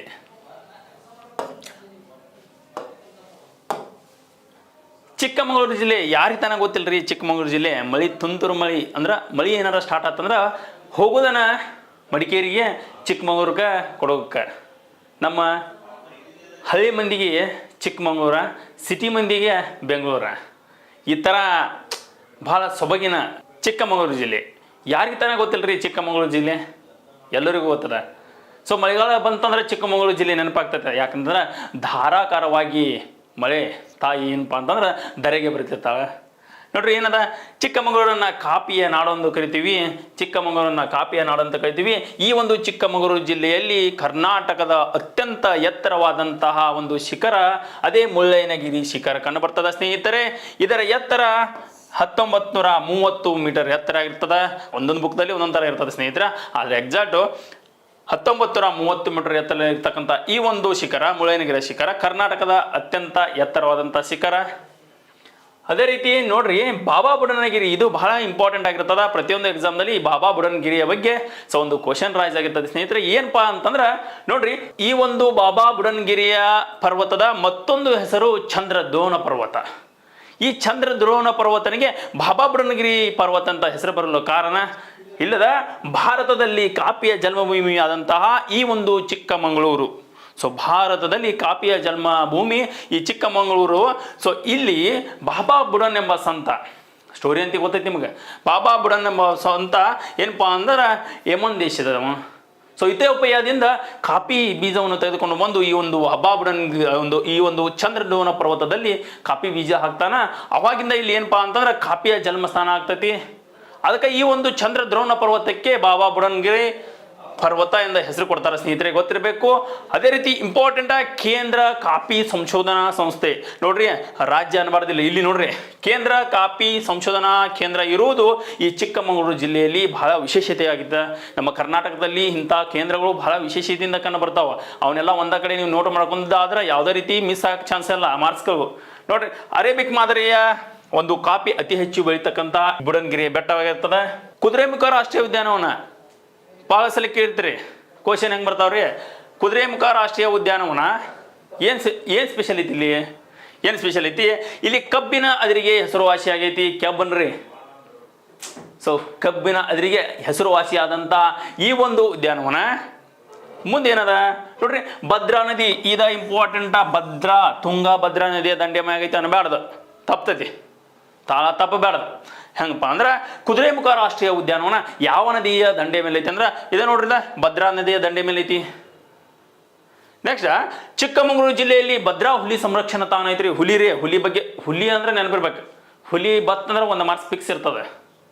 ಯಾಕಂತಂದ್ರೆ ಹುಲಿ ಬಗ್ಗೆ ಅಷ್ಟು ಮಹತ್ವದ ಒಂದು ಸನ್ನಿವೇಶ ಕಂಡು ಬರ್ತಾವೆ ನಮ್ಮ ಭಾರತ ದೇಶದಲ್ಲಿ. ಆರಂಭದಲ್ಲಿ ಸಿಂಹ ನಮ್ಮ ರಾಷ್ಟ್ರೀಯ ಪ್ರಾಣಿ ಆಗಿದ್ದರೂ ಕೂಡ ಆಮೇಲೆ ಹುಲಿ ಆಯ್ತು ಸ್ನೇಹಿತರೆ, ಗೊತ್ತೈತಿ ನಿಮಗೆ. ಇದೇ ಜುಲೈ 29 ರಾಷ್ಟ್ರೀಯ ಹುಲಿ ದಿನವನ್ನು ಆಚರಿಸ್ತೀವಿ. ಪ್ರಜಾವಾಣಿ ಪೇಪರ್ದಾಗ ದೊಡ್ಡ ಆರ್ಟಿಕಲ್ ಬಂದಿತ್ತು. ಅದನ್ನು ಯಾರ PCDR ಸಿವಿಲ್ದಾರ್ ಓದತ್ತಿರಲ್ಲ, ಯಾವುದೇ ಕಾರಣಕ್ಕೂ ಮಿಸ್ ಮಾಡ್ಕೋಬೇಡ್ರಿ. ಅದು ಎಲ್ಲಿ ಬೇಕಾದ ಪೇಪರಲ್ಲಿ ಆ ಒಂದು ರಾಷ್ಟ್ರೀಯ ಹುಲಿ ದಿನಾಚರಣೆ ಆಚರಿಸಿದ್ವಲ್ಲ ಆ ಪೇಪರ್ ಕಟ್ ಮಾಡ್ಕೊಂಡು ಫಸ್ಟ್ ಕ್ಲಾಸ್ ನೋಟ್ಸ್ ಮಾಡ್ಕೊಡ್ರಿ. 1 ಮಾರ್ಕ್ಸ್ ಅಂತ ಅದು ಪಕ್ಕ ಬಂದಿರ್ತೈತೆ, ಬರಲೇಬೇಕು. ಹುಲಿ ಬಗ್ಗೆ ಮಾರ್ಕ್ಸ್ ಇರಲಿಲ್ಲ ಅಂದ್ರೆ ಅದು ಕ್ವಶನ್ ಪೇಪರ್ನಲ್ಲ. ಸೊ ನೋಡ್ರಿ ಏನು ಬಂತಿದ, ಭದ್ರಾ ಹುಲಿ ಸಂರಕ್ಷಣಾ ತಾಣ ಎಲ್ಲಿ ಕಂಡು ಬರ್ತದಪ್ಪ ಅಂದ್ರೆ ಚಿಕ್ಕಮಗಳೂರಲ್ಲಿ ಕಂಡು ಬರ್ತದೆ. ನೆಕ್ಸ್ಟ್, ಭದ್ರಾ ವನ್ಯ ಮೃಗಧಾಮ. ಇದು ಮೃಗಧಾಮ, ಭದ್ರಾ ವನ್ಯ ಮೃಗಧಾಮವನ್ನು ಇಲ್ಲೇ ಕಂಡು ಬರ್ತದೆ. ಆದರೆ ಇದಕ್ಕೆ ಮತ್ತೊಂದು ಹೆಸರಿಂದ ಕರೀತಾರೆ. ಏನು ಕರೀತಾರೋ ಅದು ಮುತ್ತೋಡ್ ಪ್ರಾಣಿ ಧಾಮ ಎಂದು ಕರೀತಾರೆ. ಸೊ ನೋಡ್ರಿ, ಮುತ್ತೋಡ್ ಪ್ರಾಣಿ ಧಾಮ ಅಂತಲೂ ಕೂಡ ಈ ಒಂದು ಭದ್ರಾ ಮೃಗ ವನ್ಯಧಾಮಕ್ಕೆ ಕರೀತಾರೆ. ಇಲ್ಲಿ ಕಾಳಹಸ್ತಿ, ಸೊ ಈ ಕಾಳಹಸ್ತಿ ಜಲಪಾತವು ಕಂಡು ಬರ್ತದೆ ಚಿಕ್ಕಮಗಳೂರು ಜಿಲ್ಲೆಯಲ್ಲಿ. ಕ್ವಶನ್, ಈ ಕಾಳಹಸ್ತಿಯ ಜಲಪಾತದ ಮತ್ತೊಂದು ಹೆಸರನ್ನ ನೀವು ಕಮೆಂಟ್ ಸೆಕ್ಷನ್ದಲ್ಲಿ ಕಮೆಂಟ್ ಮಾಡ್ಬೇಕು ಸ್ನೇಹಿತರೆ. ಬಹಳ ಡಿಫ್ರೆಂಟ್ ಇರ್ತೈತಿ ಹೆಸರು, ಕೇಳಿರ್ತೀರಿ. ಆದರೆ ಈ ಥರ ಟಾಸ್ಕ್ ಕೊಟ್ಟಾಗ ಏನಾಗ್ತದಪ್ಪ ಅಂತಂದ್ರೆ ಎಲ್ಲರಿಗೂ ಈಸಿಯಾಗಿ ಅರ್ಥ ಆಗ್ತದೆ. ಸೊ ಕಾಳಹಸ್ತಿಯ ಜಲಪಾತ ಮತ್ತೊಂದು ಹೆಸರು ಏನನ್ನೋದನ್ನು ಕಮೆಂಟ್ ಮಾಡಿರಿ. ಶೃಂಗೇರಿ, ತಾಯಿ ಶೃಂಗೇರಿ ಶಾರದಾ ಪೀಠ ಏನದ ನೋಡ್ರಿ. ಶೃಂಗೇರಿಯು ಯಾವ ನದಿಯ ದಂಡೆ ಮೇಲೈತಿ? ಕ್ವಶನ್ ಬಿದ್ದದ. ಸೊ ತುಂಗಾ ಭದ್ರಾ, ಈ ನೋಡ್ರಿ ಚಿಕ್ಕಮಗಳೂರು, ಸೊ ಶಿವಮೊಗ್ಗ ಬರ್ತೈತೆ. ತುಂಗ ಎಲ್ಲಿತಿ, ಭದ್ರಾ ಎಲ್ಲಿತಿ ನದಿ ಗೊತ್ತಿರಬೇಕು. ನೋಡ್ರಿ, ತುಂಗಾ ನದಿಯ ದಂಡೆಯ ಮೇಲೆ ಈ ಶೃಂಗೇರಿ ಶಾರದಾ ಪೀಠ ಕಂಡು ಬರ್ತದೆ ಸ್ನೇಹಿತರೆ, ಈ ಒಂದು ದೇವಸ್ಥಾನ. ಅದೇ ರೀತಿ ಧರ್ಮಸ್ಥಳದ ದಂಡೆ ಮೇಲೆ ಇರ್ತಕ್ಕಂತಹ ನೇತ್ರಾವತಿ ನದಿ ಆಗಿರ್ಬೋದು, ಅದೇ ರೀತಿ ಕುಕ್ಕೆ ಸುಬ್ರಹ್ಮಣ್ಯ ದೇವಸ್ಥಾನ ದಂಡೆಯಲ್ಲಿ ಇರತಕ್ಕಂಥ ಕುಮಾರಧಾರಾ ನದಿ ಆಗಿರ್ಬೋದು. ಸೊ ಮತ್ತು ಬೇಲೂರು ಮತ್ತು ಹಳವಿಡಲ್ಲಿ ಇರತಕ್ಕಂತಹ ಯುಗುಚಿ ನದಿ ಆಗಿರ್ಬೋದು. ಸೊ ತುಂಗಭದ್ರಾ ಎಲ್ರಿ ಮಲಪ್ರಭಾ ಮತ್ತು ಐಹೊಳೆ ಮತ್ತು ಪಟ್ಟದಕಲ್ಲು, ಈ ಥರ ಯಾವ್ಯಾವ ಐತಿಹಾಸಿಕ ಸ್ಥಳಗಳಿದಾವೋ, ಯಾವ್ಯಾವ ದೇವಸ್ಥಾನಗಳಿದಾವೋ, ಯಾವ್ಯಾವ ರಾಜ್ಯ ಮನೆತನಗಳಿದಾವೋ ಅಲ್ಲೆಲ್ಲ ಇರತಕ್ಕಂತಹ ಪವಿತ್ರವಾದ ನದಿಗಳನ್ನ ನೀವು ಅತ್ಯಂತ ಗಮನವಿಟ್ಟು ಓದಬೇಕಾಗ್ತದೆ. ಮುಂದೆ ನೋಡ್ರಿ ಶೃಂಗೇರಿ ಶಾರದಾ ಪೀಠ. ನೋಡ್ರಿ ಶೃಂಗೇರಿಯಲ್ಲಿ ಶಂಕರಾಚಾರ್ಯ ಶಾರದಾ ಪೀಠವನ್ನು ಸ್ಥಾಪನೆ ಮಾಡ್ತಾರೋ. ಶಂಕರಾಚಾರ್ಯರ ಬಗ್ಗೆ ಓದುವಾಗ ಸೊ ಏನಪ್ಪಾ ಅಂತಂದ್ರೆ ಭಾಳ ಸರಿ ಕೇಳ್ತೀರಿ ನೀವು ಶಂಕರಾಚಾರ್ಯರ ಬಗ್ಗೆ. ಸೊ ಶಾರದಾ ಪೀಠವನ್ನು ಅದೇ ರೀತಿ ಟಿಪ್ಪು ಸುಲ್ತಾನರ ದಹನ ಸಹಾಯ ಮಾಡಿದರು. ಟಿಪ್ಪು ಸುಲ್ತಾನ್ ಅವರು ಈ ಒಂದು ಶೃಂಗೇರಿ ಶಾರದಾ ಪೀಠಕ್ಕೆ ಏನು ಮಾಡಿರಪ್ಪ ಅಂತಂದ್ರೆ ಧನ ಸಹಾಯ ಮಾಡಿದರು. ಯಾವ ರೂಪದಲ್ಲಿ? ಚಿನ್ನದ ಪಲ್ಲಕ್ಕಿಯನ್ನು ಸೊ ಏನು ಮಾಡಿರಪ್ಪ ಅಂತಂದ್ರೆ ಕೊಟ್ಟರಂತ ಹೇಳ್ಬೋದು. ಈ ರೀತಿ ಇರ್ತದೆ. ಅವಾಗಿನ ಕಾಲದಾಗ ಜಾತ್ಯತೀತನ ಮೆರೆದಂತಹ ಪ್ರಭಾವಿಗಳದಾರ. ಈಗ ನೀವೆಲ್ಲರೂ ನಾವು ಅವರ ನೀವು ಇವರ ಅತ್ಯಂತ ಜಗಳ ಆಡೋದು ಬೇಡ್ರಿ, ಎಲ್ಲರೂ ಒಟ್ಟಾಗಿ ಹೋಗೋಣ. ನೋಡ್ರಿ ಇದು ಇಂಪಾರ್ಟೆಂಟ್ ಐತಿ. ಎಕ್ಸಾಮ್ದಾಗ ಲಾಸ್ಟ್ ಟೈಮ್ PC ಎಕ್ಸಾಮ್ದಾಗ ಕೇಳಿದಾನು. ಏನು ಕೇಳಿದಾನು? 1978ರಲ್ಲಿ ಇಂದಿರಾ ಗಾಂಧಿ ಅವರು ಈ ಚಿಕ್ಕಮಗಳೂರಿನ ಲೋಕಸಭಾ ಕ್ಷೇತ್ರದಿಂದ ಏನಪ್ಪ ಅಂದ್ರೆ ಆಯ್ಕೆ ಆಗ್ತಾರೆ. ಈ ಆಯ್ಕೆ ಆಗ್ತಕ್ಕಂತಹ ಸಂದರ್ಭದಲ್ಲಿ ಈ ನಮ್ಮ ಇಂದಿರಾ ಗಾಂಧಿ ಅವರಿಗೆ ಭಾರತದ ಮೊದಲ ಮಹಿಳಾ ಪ್ರಧಾನಮಂತ್ರಿ ಆದಂತಹ ಇಂದಿರಾ ಗಾಂಧಿ ಅವರಿಗೆ ಸಹಾಯ ಮಾಡಿದವರು. ಅಂದ್ರೆ ತಮ್ಮ ಜಾಗವನ್ನು ಬಿಟ್ಟ ನೀವು ಬರ್ರಿ ಸ್ವಕಾರ ನಿಲ್ರಿ. ಸೊ ನೀವು ಏನಪ್ಪ ಅಂತಾನೆ ಜಯಬೇರಿ ಬಾರಿಸ್ರಿ ಅಂತ ಹೇಳ್ತಾ ಯಾರಪ್ಪ DB ಚಂದ್ರೇಗೌಡ ಅವರು ಮಹಾನ್ ತ್ಯಾಗ ಮಾಡಿದರು. ಸೊ ಇವರು ಅತಿ ಹೆಚ್ಚು ಇವರ ಬೆನ್ನೆಲುಬಾಗಿ ನಿಂತು ಅಂದ್ರೆ ಇಂದಿರಾ ಗಾಂಧಿ ಅವರಿಗೆ ಕರೆದು ತಮ್ಮ ಸ್ಥಾನವನ್ನು ಬಿಟ್ಟು ಕೊಟ್ಟು ಇಲ್ಲಿ ಚಿಕ್ಕಮಗಳೂರು ಜಿಲ್ಲೆಯಲ್ಲಿ ಅತಿ ಹೆಚ್ಚು ಸಹಾಯ ಮಾಡಿದಂಥ ವ್ಯಕ್ತಿ ಯಾರಪ್ಪ ಅಂತಂದ್ರೆ DB ಚಂದ್ರೇಗೌಡ ಅವರು. ನೋಡ್ರಿ ಕುರ್ಚಿ ಸಂಬಂಧ ಜಗಳ ಹತ್ತಾವ. ಅದು ಪ್ಲಾಸ್ಟಿಕ್ ಕುರ್ಚರ ಆಗಿರಲಿ, ಕೆಬ್ಬನು ಕುರ್ಚರ ಆಗಲಿ. ನೋಡ್ರಿ ನಿಮ್ಗೆ ಅಲ್ಲಿ ಬಸ್ ಸ್ಟ್ಯಾಂಡ್ನಾಗ ಬಸ್ ಇವಂತಿಗೆ ಗೊತ್ತೈತಿ ನಿಮ್ಗೆ. ಬಸ್ಸಿನ ಸೀಟ್ದೊಳಗೊಂದು ಜಗಳ, ಯಾವ್ದಾರ ಆಫೀಸ್ದಾಗ ಹೋದ್ರು ಅದು ಸ್ವಲ್ಪ ಜಗಳ, ಮತ್ತು ವಿಧಾನಸೌಧ 3ನೇ ಮರಡಿ ಒಳಗಿದ್ದು ಅದು ಜಗಳ. ಕುರ್ಚಿ ಸಂಬಂಧ ಎಲ್ಲಿಲ್ಲ ಜಗಳ ಇರ್ತಾವ. ಆದ್ರೆ ಅಂಥ ಟೈಮ್ದಾಗ ತಮ್ಮ ಕುರ್ಚಿ ಅಂದ್ರೆ ತಮ್ಮ ಜಾಗವನ್ನು ಬಿಟ್ಟು ನೀವು ಬಂದು ಸ್ವಲ್ಪ ಏನು ಮಾಡ್ರಪ್ಪ ಅಂತಂದ್ರೆ ಇಲ್ಲಿ ಸ್ಪರ್ಧೆ ಮಾಡ್ರಿ ಅಂತ ಹೇಳಿದಂಥ ವ್ಯಕ್ತಿಗಳದಾರ ಇಲ್ಲಿ. ಅದೇ ನಮ್ಮ ಕನ್ನಡಿಗರು. ಅದಕ್ಕೆ ಹೇಳ್ತಾರೋ ಕನ್ನಡಿಗರು ಅತಿ ವಿಶಾಲ ಹೃದಯದವರಂತ. ನೆಕ್ಸ್ಟ್ ನೋಡ್ರಿ, ಕನ್ನಡದ 2ನೇ ರಾಷ್ಟ್ರಕವಿ ಆದಂತಹ ಕುವೆಂಪು ಅವರು ಕೂಡ ಈ ಒಂದು ಚಿಕ್ಕಮಗಳೂರಿನ ಈ ಕೊಪ್ಪದಲ್ಲಿ ಜನಿಸ್ತಾರೆ. ಗೊತ್ತಿರಬೇಕು. ಈ ನೋಡ್ರಿ ಇಂತಲ್ಲಿ ಬರ್ಕೋರಿ ಇಲ್ಲಿ ರಾಷ್ಟ್ರಕವಿಗಳು. ಸೊ ಕರ್ನಾಟಕದಲ್ಲಿ ಇರ್ತಕ್ಕಂತಹ 1ನೇ ರಾಷ್ಟ್ರಕವಿ ಯಾರ, 2ನೇ ರಾಷ್ಟ್ರಕವಿ ಯಾರ, 3ನೇ ರಾಷ್ಟ್ರಕವಿ, ಇದ್ರ ಬಗ್ಗೆ ಓದ್ಕೋರಿ. ಅದೇ ರೀತಿ ಅಮೃತ್ ಮಹಲ್ ಎಂಬುದು ಏನು ಕೇಳ್ತಾನೆ ಡೈರೆಕ್ಟಾಗಿ. ಈ ಅಮೃತ್ ಮಹಲ್ ಎಂಬುದು ಏನನ್ನಂತೆ ನೀವು ಮತ್ತೆ ತಾಜ್ ಮಹಲ್ ಅನ್ಬಾರ್ದು, ಲೆಕ್ಕ ತಪ್ತದ. ಅಮೃತ್ ಮಹಲ್ ಎಂಬುದು ಏನಪ್ಪ ಅಂತಂದ್ರೆ ಹಸುವಿನ ತಳಿ. ಇದೊಂದು ಹಸುವಿನ ತಳಿ. ಏನು ಅಮೃತ್ ಮಹಲ್ ಪ್ರತಿಯೊಂದು ಅವಾಗಿನ ಕಾಲದಲ್ಲಿ ಪ್ರತಿಯೊಂದು ಮನೆ ಮುಂದೆ ಸೊ ಹೋರಿಗಳಾಗಲಿ ಎತ್ತುಗಳಾಗಲಿ ಸೊ ಆಕಳುಗಳಾಗಿ ನಿಲ್ತಿದ್ದು. ಆದ್ರೆ ನಿಮ್ಮ ಮನೆ ಮುಂದೆ ಏನಾಗ್ಯಪ್ಪ ಅಂದ್ರೆ ಈಗ ತಾರ್ಕಾರ, ಇನೋವಾ, ವೆನಿಯೋ ಮತ್ತು ಕ್ರೀಡಾ ಗಾಡಿಗಳು ನಿಂತಿರ್ತಾವೆ. ಆ ಥರ ಚೇಂಜ್ ಆಗ್ಬೇಕು. ಇಂಥ ಗೂಳಿಗಳು ಮತ್ತು ಇಂಥ ಹೋರಿಗಳು ನಿಂತು ಅಂದ್ರೆ ಮನೆ ಮುಂದೆ ಒಂದು ಕಳಿನ ಬೇರೆ ಇರ್ತದೆ. ಸೊ ಚಾರ್ಮುಡಿ ಘಾಟ. ಸೊ ಮುಂಗಾರು ಮಳೆ ಪಿಕ್ಚರ್ ನೆನಪಾಗಬೇಕು. ಈ ಚಾರ್ಮುಡಿ ಬರಂತಲೇ ಮುಂಗಾರು ಮಳೆ ಪಿಕ್ಚರ್ ಯಾರ್ಯಾಕೆ ನೋಡಿದ್ರು ಎಲ್ಲರೂ ನೋಡಿರ್ತಾರೆ. ಸೊ ಚಾರ್ಮುಡಿ ಘಾಟ ಚಿಕ್ಕಮಗಳೂರು ಮತ್ತು ಮಂಗಳೂರನ್ನು ಸಂಧಿಸ್ತಕ್ಕಂಥ ಈ ಒಂದು ಘಾಟ ಚಾರ್ಮುಡಿ ಘಾಟ. ಸೊ ನೆನಪಿಡ್ಕೋರ್ಬೇಕಾರೆ MCC ಅದು ಬರ್ಕೋರಿ. ಸೊ ಮಂಗಳೂರು, ಚಿಕ್ಕಮಗಳೂರು ಮತ್ತು ಚಾರ್ಮುಡಿ ಘಾಟ. ಈ ಥರ ಘಾಟಗಳು ಬಂದಾಗ ಭಾಳ ಸರಿ ನಾವು ಕೊಡೋಳು ಹೇಳಿದ್ದೀನಿ ನಿಮ್ಗೆ. ಅವನಷ್ಟು ಘಾಟಗಳು ಒಂದು ಸೈಡ್ ಬರ್ಕೊಂಡ್ರೆ ಭಾಳ ಇಂಪಾರ್ಟೆಂಟ್ ಆಗ್ತದೆ. ನೆಕ್ಸ್ಟ್ ನದಿಗಳು. ಚಿಕ್ಕಮಗಳೂರಲ್ಲಿ ಇರ್ತಕ್ಕಂಥ ಕೆಲವು ನದಿಗಳು ಯಾವ್ಯಾವುದಪ್ಪ? ನದಿ ನೇತ್ರಾವತಿ ನದಿ, ಹೇಮಾವತಿ ನದಿ ಮತ್ತು ವೇದಾವತಿ ನದಿ ಮತ್ತು ಯುಗುಚಿ ನದಿ. ಈ 4 ನದಿಗಳು ಕೂಡ ಈ ಚಿಕ್ಕಮಗಳೂರು ಜಿಲ್ಲೆಯಲ್ಲಿ ಕಂಡು ಬರ್ತಾವೆ. ಅದೇ ರೀತಿ ಪ್ರಮುಖ ಶಿಖರಗಳು ಕಂಡು ಬರ್ತಾವೆ. ಇವು ನಾವು ಹೇಳೋದೇನಪ್ಪ ಅಂತಂದ್ರೆ ಚಿಕ್ಕಮಗಳೂರು. ಗೊತ್ತಿರ್ಬೇಕು ನಿಮ್ಗೆ, ಟೈಟಲ್ ಹೇಳ್ಬಿಡ್ತೀನಿ ನಾ. ಚಿಕ್ಕಮಗಳೂರು ನಾ ಏನೋ ಮಾತಾಡ್ತೀನಿ, ಚಿಕ್ಕಮಗಳೂರು ಬಗ್ಗೆ ಮಾತಾಡ್ತಿರ್ತಾನೆ. ಏನ ಮುಳ್ಳಯ್ಯನಗಿರಿ ಎಲ್ಲೈತಿ? ಚಿಕ್ಕಮಗಳೂರು ಐತಿ. ನೆಕ್ಸ್ಟ್ ಬಾಬನ ಬುಡನಗಿರಿ ಮತ್ತು ಕುದುರೆಮುಖ, ದೇವಿ ರಮಣ ಬೆಟ್ಟ, ಅದೇ ರೀತಿ ರುದ್ರಗಿರಿ. ಸೊ ರುದ್ರಗಿರಿ ಬೆಟ್ಟಗಳು ಇವೆಲ್ಲವೂ ಕಂಡುಬರೋದು ಎಲ್ಲಿಪ್ಪ ಅಂದ್ರೆ ಚಿಕ್ಕಮಗಳೂರು ಜಿಲ್ಲೆಯಲ್ಲಿ. ಅದೇ ರೀತಿ ಕಬ್ಬಿಣದ ನಿಕ್ಷೇಪ ಗೊತ್ತದ ನಿಮಗೆ? ಕಬ್ಬಿಣದ ಮತ್ತು ಕಲ್ಲಿದ್ದಲ, ಮ್ಯಾಗ್ನೀಸ್. ಸೊ ಇವನ್ನೆಲ್ಲ ಏನಪ್ಪ ಅಂದ್ರೆ ಖನಿಜಾಂಶಗಳನ್ನು ನೀವು ಓದಿರ್ತೀರಿ. ಆದ್ರೆ ಇಂಪಾರ್ಟೆಂಟ್ ಅಂದ್ರೆ ಇಲ್ಲಿ ನೋಡ್ರಿ, ಕಬ್ಬಿಣದ ನಿಕ್ಷೇಪ ಎಲ್ಲಿ ಕಂಡು ಬರ್ತದ? ಅದು ಕರ್ನಾಟಕದಲ್ಲಿ, ಅದು ಚಿಕ್ಕಮಗಳೂರಲ್ಲಿ ಬಾಬಾ ಬುಡನಗಿರಿ ಬೆಟ್ಟದಲ್ಲಿ ಮತ್ತು ಕುದುರೆಮುಖ ಬೆಟ್ಟದಲ್ಲಿ, ಕೆಮ್ಮಣ್ಣಗುಂಡಿ ಬೆಟ್ಟದಲ್ಲಿ. ಇಲ್ಲಿ ಇಂಪಾರ್ಟೆಂಟ್, ಇದ್ರ ಬಗ್ಗೆ ಕ್ವಶನ್. ಕೆಮ್ಮಣ್ಣಗುಂಡಿ ಯಾವ ನಿಕ್ಷೇಪ ಕಂಡು ಬರ್ತದೆ? ಸೊ ಅದೇ ರೀತಿ ಗಂಗಾ ಮೂಲದಲ್ಲಿ ಕೂಡ ಏನಪ್ಪಾ ಅಂತಂದ್ರೆ ಕಬ್ಬಿನ ನಿಕ್ಷೇಪ ಕಂಡು ಬರ್ತದೆ. ನೆಕ್ಸ್ಟ್ ಚಿಕ್ಕಮಗಳೂರಿನ ಹೊರನಾಡಿನಲ್ಲಿ ಪ್ರಸಿದ್ಧವಾದಂತಹ ಅನ್ನಪೂರ್ಣೇಶ್ವರಿ ದೇವಸ್ಥಾನ ಅದ. ಹೊರನಾಡಿನ ಅನ್ನಪೂರ್ಣೇಶ್ವರಿ ದೇವಸ್ಥಾನ ಕಂಡು ಬರ್ತದೆ. ಅದು ಎಲ್ಲಿಪ್ಪ ಅಂತಂದ್ರೆ ಚಿಕ್ಕಮಗಳೂರಿನ ಹೊರನಾಡಿನಲ್ಲಿ, ಗೊತ್ತಿರಬೇಕು. ಅದೇ ರೀತಿ ಭದ್ರಾ ನದಿಗೆ ಲಕ್ಕವಳಿ ಎಂಬ ಡ್ಯಾಮನ್ನು ಕಟ್ಟಿದ್ದೀವಿ. ಯಾವ ನದಿ? ಭದ್ರಾವತಿ ಅಲ್ಲ, ಭದ್ರಾ ನದಿ. ನಾ ಅದಕ್ಕೆ ಹೇಳತ್ತೆ ನಿಮ್ಗೆ, ತುಂಗನ ಬೇರೆ ಮಾಡೀನಿ, ಭದ್ರಾನ ಬೇರೆ ಮಾಡೀನಿ.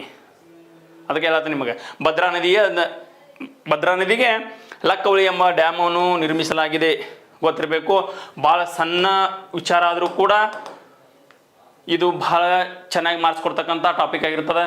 ಯಾವುದೇ ರೀತಿ ನಿಷ್ಕಾಳಜಿ ಮಾಡಬೇಡ್ರಿ, ಪ್ರತಿಯೊಂದನ್ನು ಕರೆಕ್ಟಾಗಿ ನೋಡ್ಕೊರಿ, ಪ್ರತಿಯೊಂದು ಕರೆಕ್ಟಾಗಿ ಬರ್ಕೊರಿ ಅಂತ ಹೇಳ್ತಾ ಮತ್ತೊಂದು ವಿಶೇಷತೆ ನಿಮ್ಮ ಮುಂದೆ ಹೇಳಕ್ಕೆ ಇಷ್ಟಪಡ್ತೀನಿ. ಏನು ವಿಶೇಷತೆ ಅಂದ್ರೆ, ಯಾರಾದರೂ ನಿಮ್ಮ ಮನೆಯಲ್ಲಿ PH ಫಿಸಿಕಲಿ ಹ್ಯಾಂಡಿಕ್ಯಾಪ್ ಅಂಗವಿಕಲದಿಂದ ಬಳಲುತ್ತಿದ್ದು, ಸೊ ಜೀವನದಲ್ಲಿ ನಿಮ್ಗೆ ಏನೂ ಆಗ್ತಿಲ್ಲ ಅಂತ ಹೇಳ್ಕೇಸಿಂದ ಬೇಜಾರಾಗ್ತದೆ ಅವ್ರಿಗೆ, ನಮ್ಮ ಸಂಸ್ಥೆ ವತಿಯಿಂದ ಮತ್ತು ಸಮರ್ಥನಂ ಅಂಗವಿಕಲ ಸೇವಾ ಸಂಸ್ಥೆ ವತಿಯಿಂದ ನಮ್ಮ ಸಂಸ್ಥೆಯಿಂದ ಒಂದು ಹೆಮ್ಮೆಯ ವಿಚಾರವನ್ನು ಹೇಳಲು ಇಷ್ಟಪಡ್ತೀವಿ. ಯಾಕಪ್ಪ ಅಂದ್ರೆ ಅಂಗವಿಕಲರಿಗೆ ಸೊ ನಾವು ಸಂಪೂರ್ಣವಾದ ಉಚಿತ ತರಬೇತಿ ಮತ್ತು ಊಟ ವಸತಿ ಸಹಿತ ಏನಪ್ಪ ಅಂದ್ರೆ ನಾವು ಅವರಿಗೆ ತರಬೇತಿಯನ್ನು ಕೊಡಲು ಪ್ರಾರಂಭಿಸಿದ್ವಿ. ಆಸಕ್ತರು ಸುತ್ತಮುತ್ತ ಬೆಳಗಾವಿ ಸುತ್ತಮುತ್ತಲು, ಅದರ ಕರ್ನಾಟಕ ರಾಜ್ಯದಲ್ಲಿ ಯಾವುದೇ ಒಂದು ಜಿಲ್ಲೆಯವರು ಆದರೂ ಕೂಡ ನೀವು ಬಂದು ನಮ್ಮ ಸಂಸ್ಥೆಗೆ ಏನಪ್ಪ ಅಂತಂದ್ರೆ ಬಂದು ಭೇಟಿಯಾದರೆ ನಿಮಗೆ ನಾವು ಸಂಪೂರ್ಣವಾದ ಉಚಿತ ಒಂದು ತರಬೇತಿಯನ್ನು ಕೊಡಲು ಸಿದ್ಧರಾಗಿದ್ದೀವಿ ಸ್ನೇಹಿತರೆ. ಅದೇ ರೀತಿ ನಿಮ್ಮ ಮನೆಯಲ್ಲಿ ಸೊ ಯಾರೋ ಭಾಳ ಫಿಸಿಕಲಿ ಹ್ಯಾಂಡಿಕ್ಯಾಪ್ ಅದಾರೋ ಅಂದ್ರೆ ಭಾಳ ಅಂಗವೈಫಲ್ಯದಿಂದ ಬಳಲತ್ತಾರೋ, ಅವ್ರಿಗೆ ಬರೋಕ್ಕಾಗ್ತಾ ಇಲ್ಲ ಅಂದ್ರೆ ನಿಮ್ಮ ಮನೆಯಲ್ಲಿರ್ತಕ್ಕಂಥ ನಿಮ್ಮ ಸೋದರರಾಗಿರ್ಬೋದು, ಸೋದರಿಯರಾಗಿರ್ಬೋದು, ಸೊ ಅಕ್ಕ, ತಂಗಿ, ತಮ್ಮ ಯಾರೋ ಇದ್ರೂ ಕೂಡ ನಿಮಗೆ ಸಂಪೂರ್ಣವಾದ ಉಚಿತ ತರಬೇತಿಯನ್ನು ಕೊಡಲು ನಮ್ಮ ಟಾರ್ಗೆಟ್ ಕೋಚಿಂಗ್ ಸೆಂಟರ್ ಯಾವತ್ತೂ ಫ್ರೀ ಆಗಿದೆ. ಸೊ ಉಚಿತ ಊಟ ವಸತಿ ಪುಸ್ತಕ ಪಠ್ಯ ವಿತರಣಾ ಕಾರ್ಯಕ್ರಮಗಳನ್ನು ಹಮ್ಮಿಕೊಳ್ಳುತ್ತಾ ಇದೇ ರೀತಿ ಸಮಾಜದಲ್ಲಿ ಒಳಿತವನ್ನು ಮಾಡ್ತಾ ಬಂದಿದ್ದೀವಿ. ಇನ್ನೂ ಕೂಡ ನಾವು ಆದಷ್ಟು ನಮ್ಮ ಸಂಸ್ಥೆಯಿಂದ ಹಲವಾರು ಕಾರ್ಯಕ್ರಮವನ್ನು ಹಮ್ಮಿಕೊಳ್ತಾ ಇದ್ದೀವಿ ಸ್ನೇಹಿತರೆ. ತಾವುಗಳು ಬಂದು ಈ ಒಂದು ಅವಕಾಶವನ್ನು ಏನಪ್ಪ ಅಂತಂದ್ರೆ ಉಪಯೋಗಿಸ್ಕೊಳ್ಳಿ ಅಂತ ಹೇಳ್ತಾ, ಈ ಒಂದು ದಿನ ನಿಮಗೆ ಒಂದು ಅತ್ಯಂತ ಮಹತ್ವದ ಆಹ್ವಾನವನ್ನು ನಿಮ್ಮ ಮುಂದೆ ತೆಗೆದುಕೊಂಡು ಬಂದಿದ್ದೀನಿ. ಅದೇನಪ್ಪ ಅಂತಂದ್ರೆ, ಯಾರು ಕರ್ನಾಟಕದ ಪ್ರತಿಯೊಂದು ಜಿಲ್ಲೆಯಲ್ಲಿ ಯಾವುದೇ ಒಂದು ಜಿಲ್ಲೆಯಲ್ಲಿ ಇರಲಿ, ನೀವು ಯಾರಾದರೂ ಅಂಗವಿಕಲರಾಗಿದ್ದಾರೆ, ಸೊ ಏನಪ್ಪ ಅಂತಂದ್ರೆ ಫಿಸಿಕಲಿ ಹ್ಯಾಂಡಿಕ್ಯಾಪ್ ಯಾರು ಇದ್ರಲ್ಲ ಅವ್ರಿಗೆ ಸಂಪೂರ್ಣವಾದಂತಹ ಊಟ ವಸತಿ ತರಬೇತಿಯನ್ನು ಸಂಪೂರ್ಣ ಉಚಿತವಾಗಿ ಕೊಡಲು ನಮ್ಮ ಟಾರ್ಗೆಟ್ ಕೋಚಿಂಗ್ ಸಂಸ್ಥೆ ಮತ್ತು ಜೊತೆಗೆ ಸಮರ್ಥನಂ ಅಂಗವಿಕಲರ ಸೇವಾ ಸಂಸ್ಥೆ ಜೊತೆಗೂಡಿ ಸಂಪೂರ್ಣ ಫ್ರೀ ಕೊಡುವಂಥ ಒಂದು ಕಾರ್ಯಕ್ರಮವನ್ನು ಹಮ್ಮಿಕೊಂಡಿದ್ದೀವಿ ಸ್ನೇಹಿತರೆ. ಆಸಕ್ತರು ಸಂಸ್ಥೆಯ ನಂಬರ್ಗೆ ಕರೆ ಮಾಡಿ ಸೊ ಹೆಸರನ್ನು ನೋಂದಾಯಿಸಿ ಅಂತ ಹೇಳ್ತಾ ಈ ದಿನದ ಕ್ಲಾಸನ್ನು ಪ್ರಾರಂಭಿಸೋಣ. ಈ ದಿನದ ಕ್ಲಾಸು ಗದಗ ಜಿಲ್ಲೆ.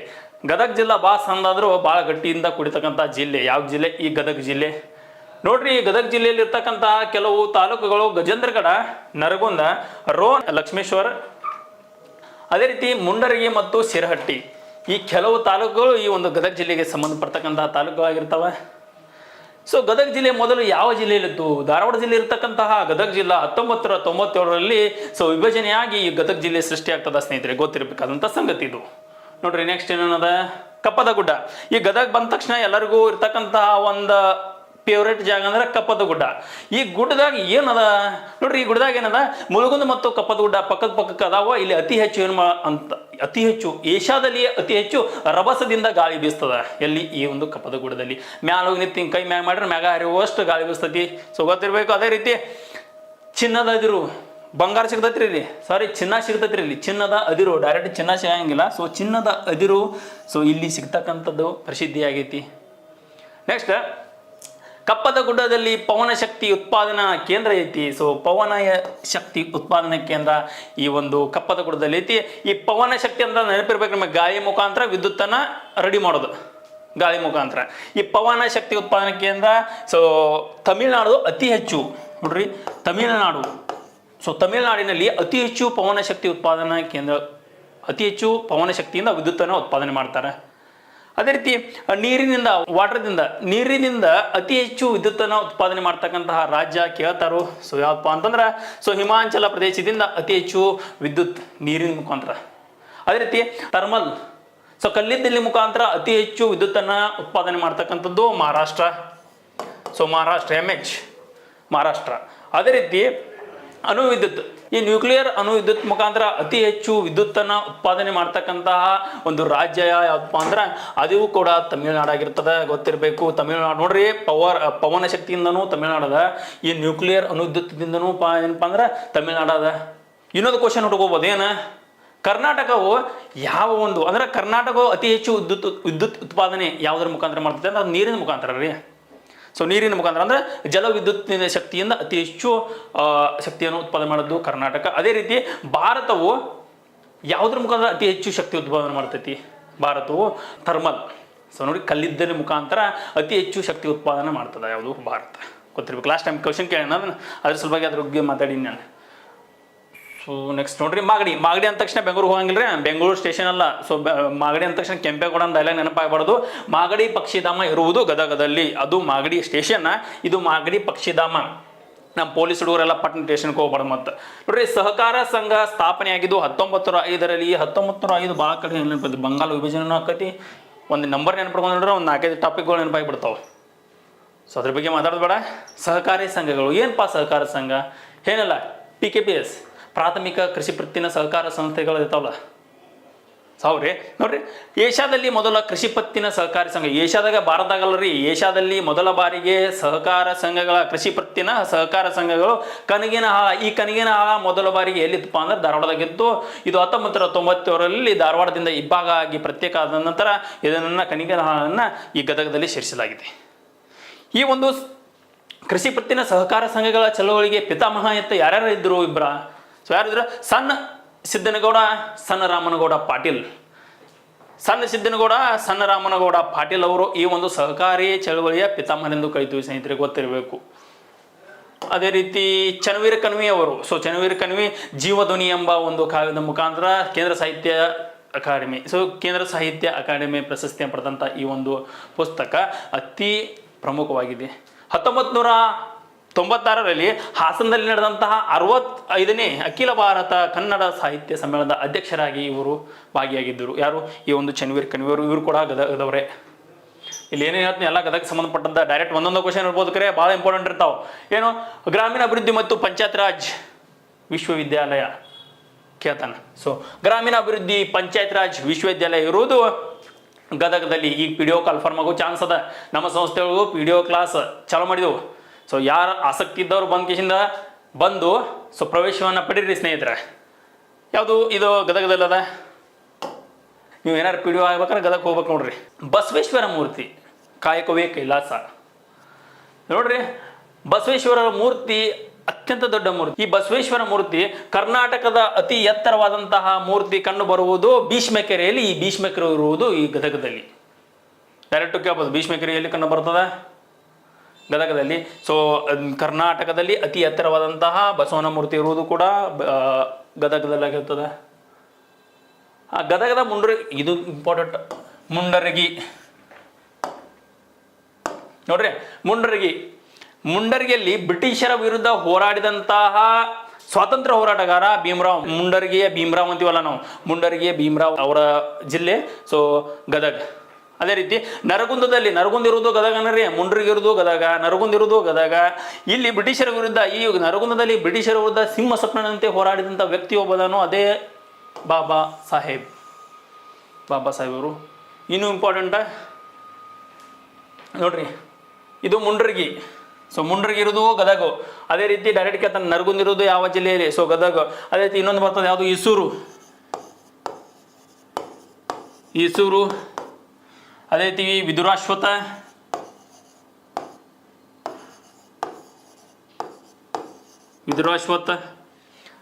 ಅದೇ ರೀತಿ ಈಸೂರು, ವಿದುರಾಶ್ವತ, ಶಿವಪುರ.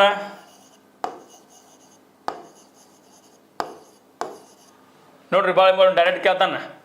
ಇವೆಲ್ಲ ಕರ್ನಾಟಕದಲ್ಲಿ ಅತ್ಯಂತ ಪ್ರಮುಖ ಸ್ವಾತಂತ್ರ್ಯಕ್ಕೋಸ್ಕರ ಹೋರಾಡಿದಂತಹ ಜಿಲ್ಲೆಗಳು. ಈಸೂರು ಅಂದ ತಕ್ಷಣ ನೆನಪಾಗಬೇಕು ಯಾವುದು? ಶಿವಮೊಗ್ಗ. ಅದೇ ರೀತಿ ವಿದುರಾಶ್ವತ್, ಬಾಸಲಿಕೆ ಇದನ್ನು ವಿದುರಾಶ್ವತ್, ಚಿಕ್ಕಬಳ್ಳಾಪುರ. ಅದೇ ರೀತಿ ಶಿವಪುರ, ಮಂಡ್ಯ. ನೆನ್ಪಿಟ್ಕೋರಿ ಡೈರೆಕ್ಟ್ ಮುಂಡರಗಿ ಗದಗ, ಅದೇ ರೀತಿ ನರಗುಂದ ಗದಗ, ವೀಸೂರು ಶಿವಮೊಗ್ಗ, ವಿದ್ರಾಶ್ವತ ಚಿಕ್ಕಬಳ್ಳಾಪುರ, ಶಿವಪುರ ಮಂಡ್ಯ ಈ ಥರ ಇರ್ತದೆ.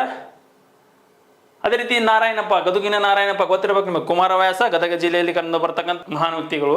ಇವರು ಬರೆದಂತಹ ಒಂದು ಕೃತಿ ಕಾವ್ಯ ಕರ್ನಾಟಕ ಭಾರತ ಕಥಾಮಂಜರಿ, ಗದುಗಿನ ನಾರಾಯಣ ಅಂತ ಕರೀತಾರೆ ಇವ್ರನ್ನ. ಅದೇ ರೀತಿ ನೋಡ್ರಿ ಮುಂದೆ ಮುಗೀತಿ. ಗದಗ ಬಗ್ಗೆ ಸ್ಮಾಲ್ ಡಿಸ್ಟಿಕ್ ಇದ್ರೂ ಕೂಡ ಅತಿ ಹೆಚ್ಚು ಮಾರ್ಕ್ಸ್ ಬರ್ತಕ್ಕಂಥ ಒಂದು ಜಿಲ್ಲೆ ಆಗಿರ್ತದೆ. ಈಗ ನೆಕ್ಸ್ಟ್ ನೋಡೋಣ ಕೊಪ್ಪಳ ಜಿಲ್ಲೆ. ನೋಡ್ರಿ ಕೊಪ್ಪಳ ಜಿಲ್ಲೆದಾಗ ಏನು ವಿಶೇಷತೆ?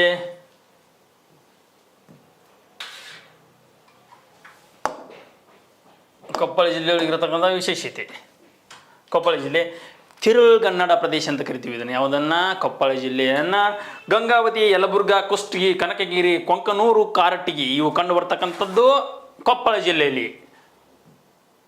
ರಾಯಚೂರು ಜಿಲ್ಲೆಯಿಂದ ಈ ಕೊಪ್ಪಳ ಜಿಲ್ಲೆ ರಾಯಚೂರು ಜಿಲ್ಲೆಯಿಂದ 1997ರಲ್ಲಿ ವಿಭಜನೆ ಹೊಂದಿತ್ತು. ಯಾವುದು? ಕೊಪ್ಪಳ ಜಿಲ್ಲೆ ಸೃಷ್ಟಿಯಾಯಿತು.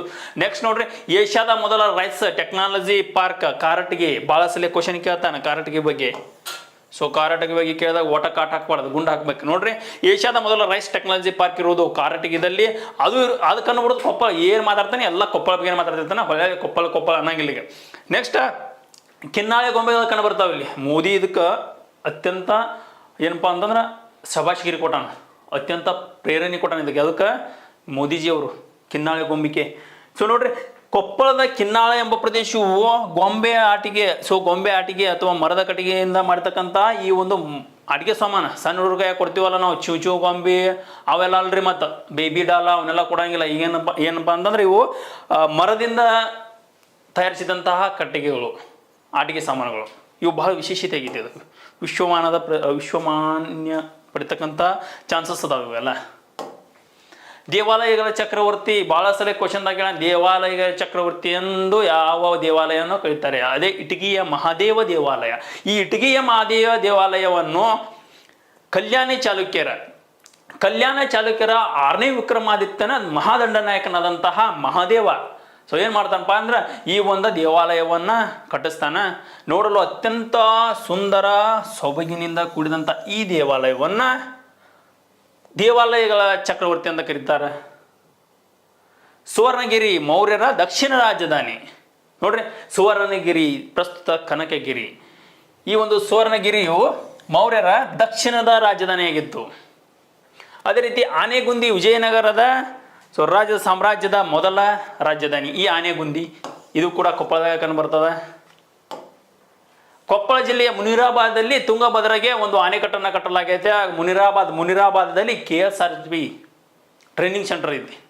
ಪೊಲೀಸ್ ಆಗೋರೆಲ್ಲ ಇದ್ರ ಬಗ್ಗೆ ಗೊತ್ತಿರ್ತದೆ. ಮುನಿರಾಬಾದ್ ಅಂದ್ರೆ ಮೈ ಎಲ್ಲ ಜೂಮ್ ಅನ್ಬೇಕು. ವೆರಿ ಟಫೆಸ್ಟ್ ಟ್ರೈನಿಂಗ್ ಸೆಂಟರ್ ಅಂದ್ರೆ ಮುನಿರಾಬಾದ್.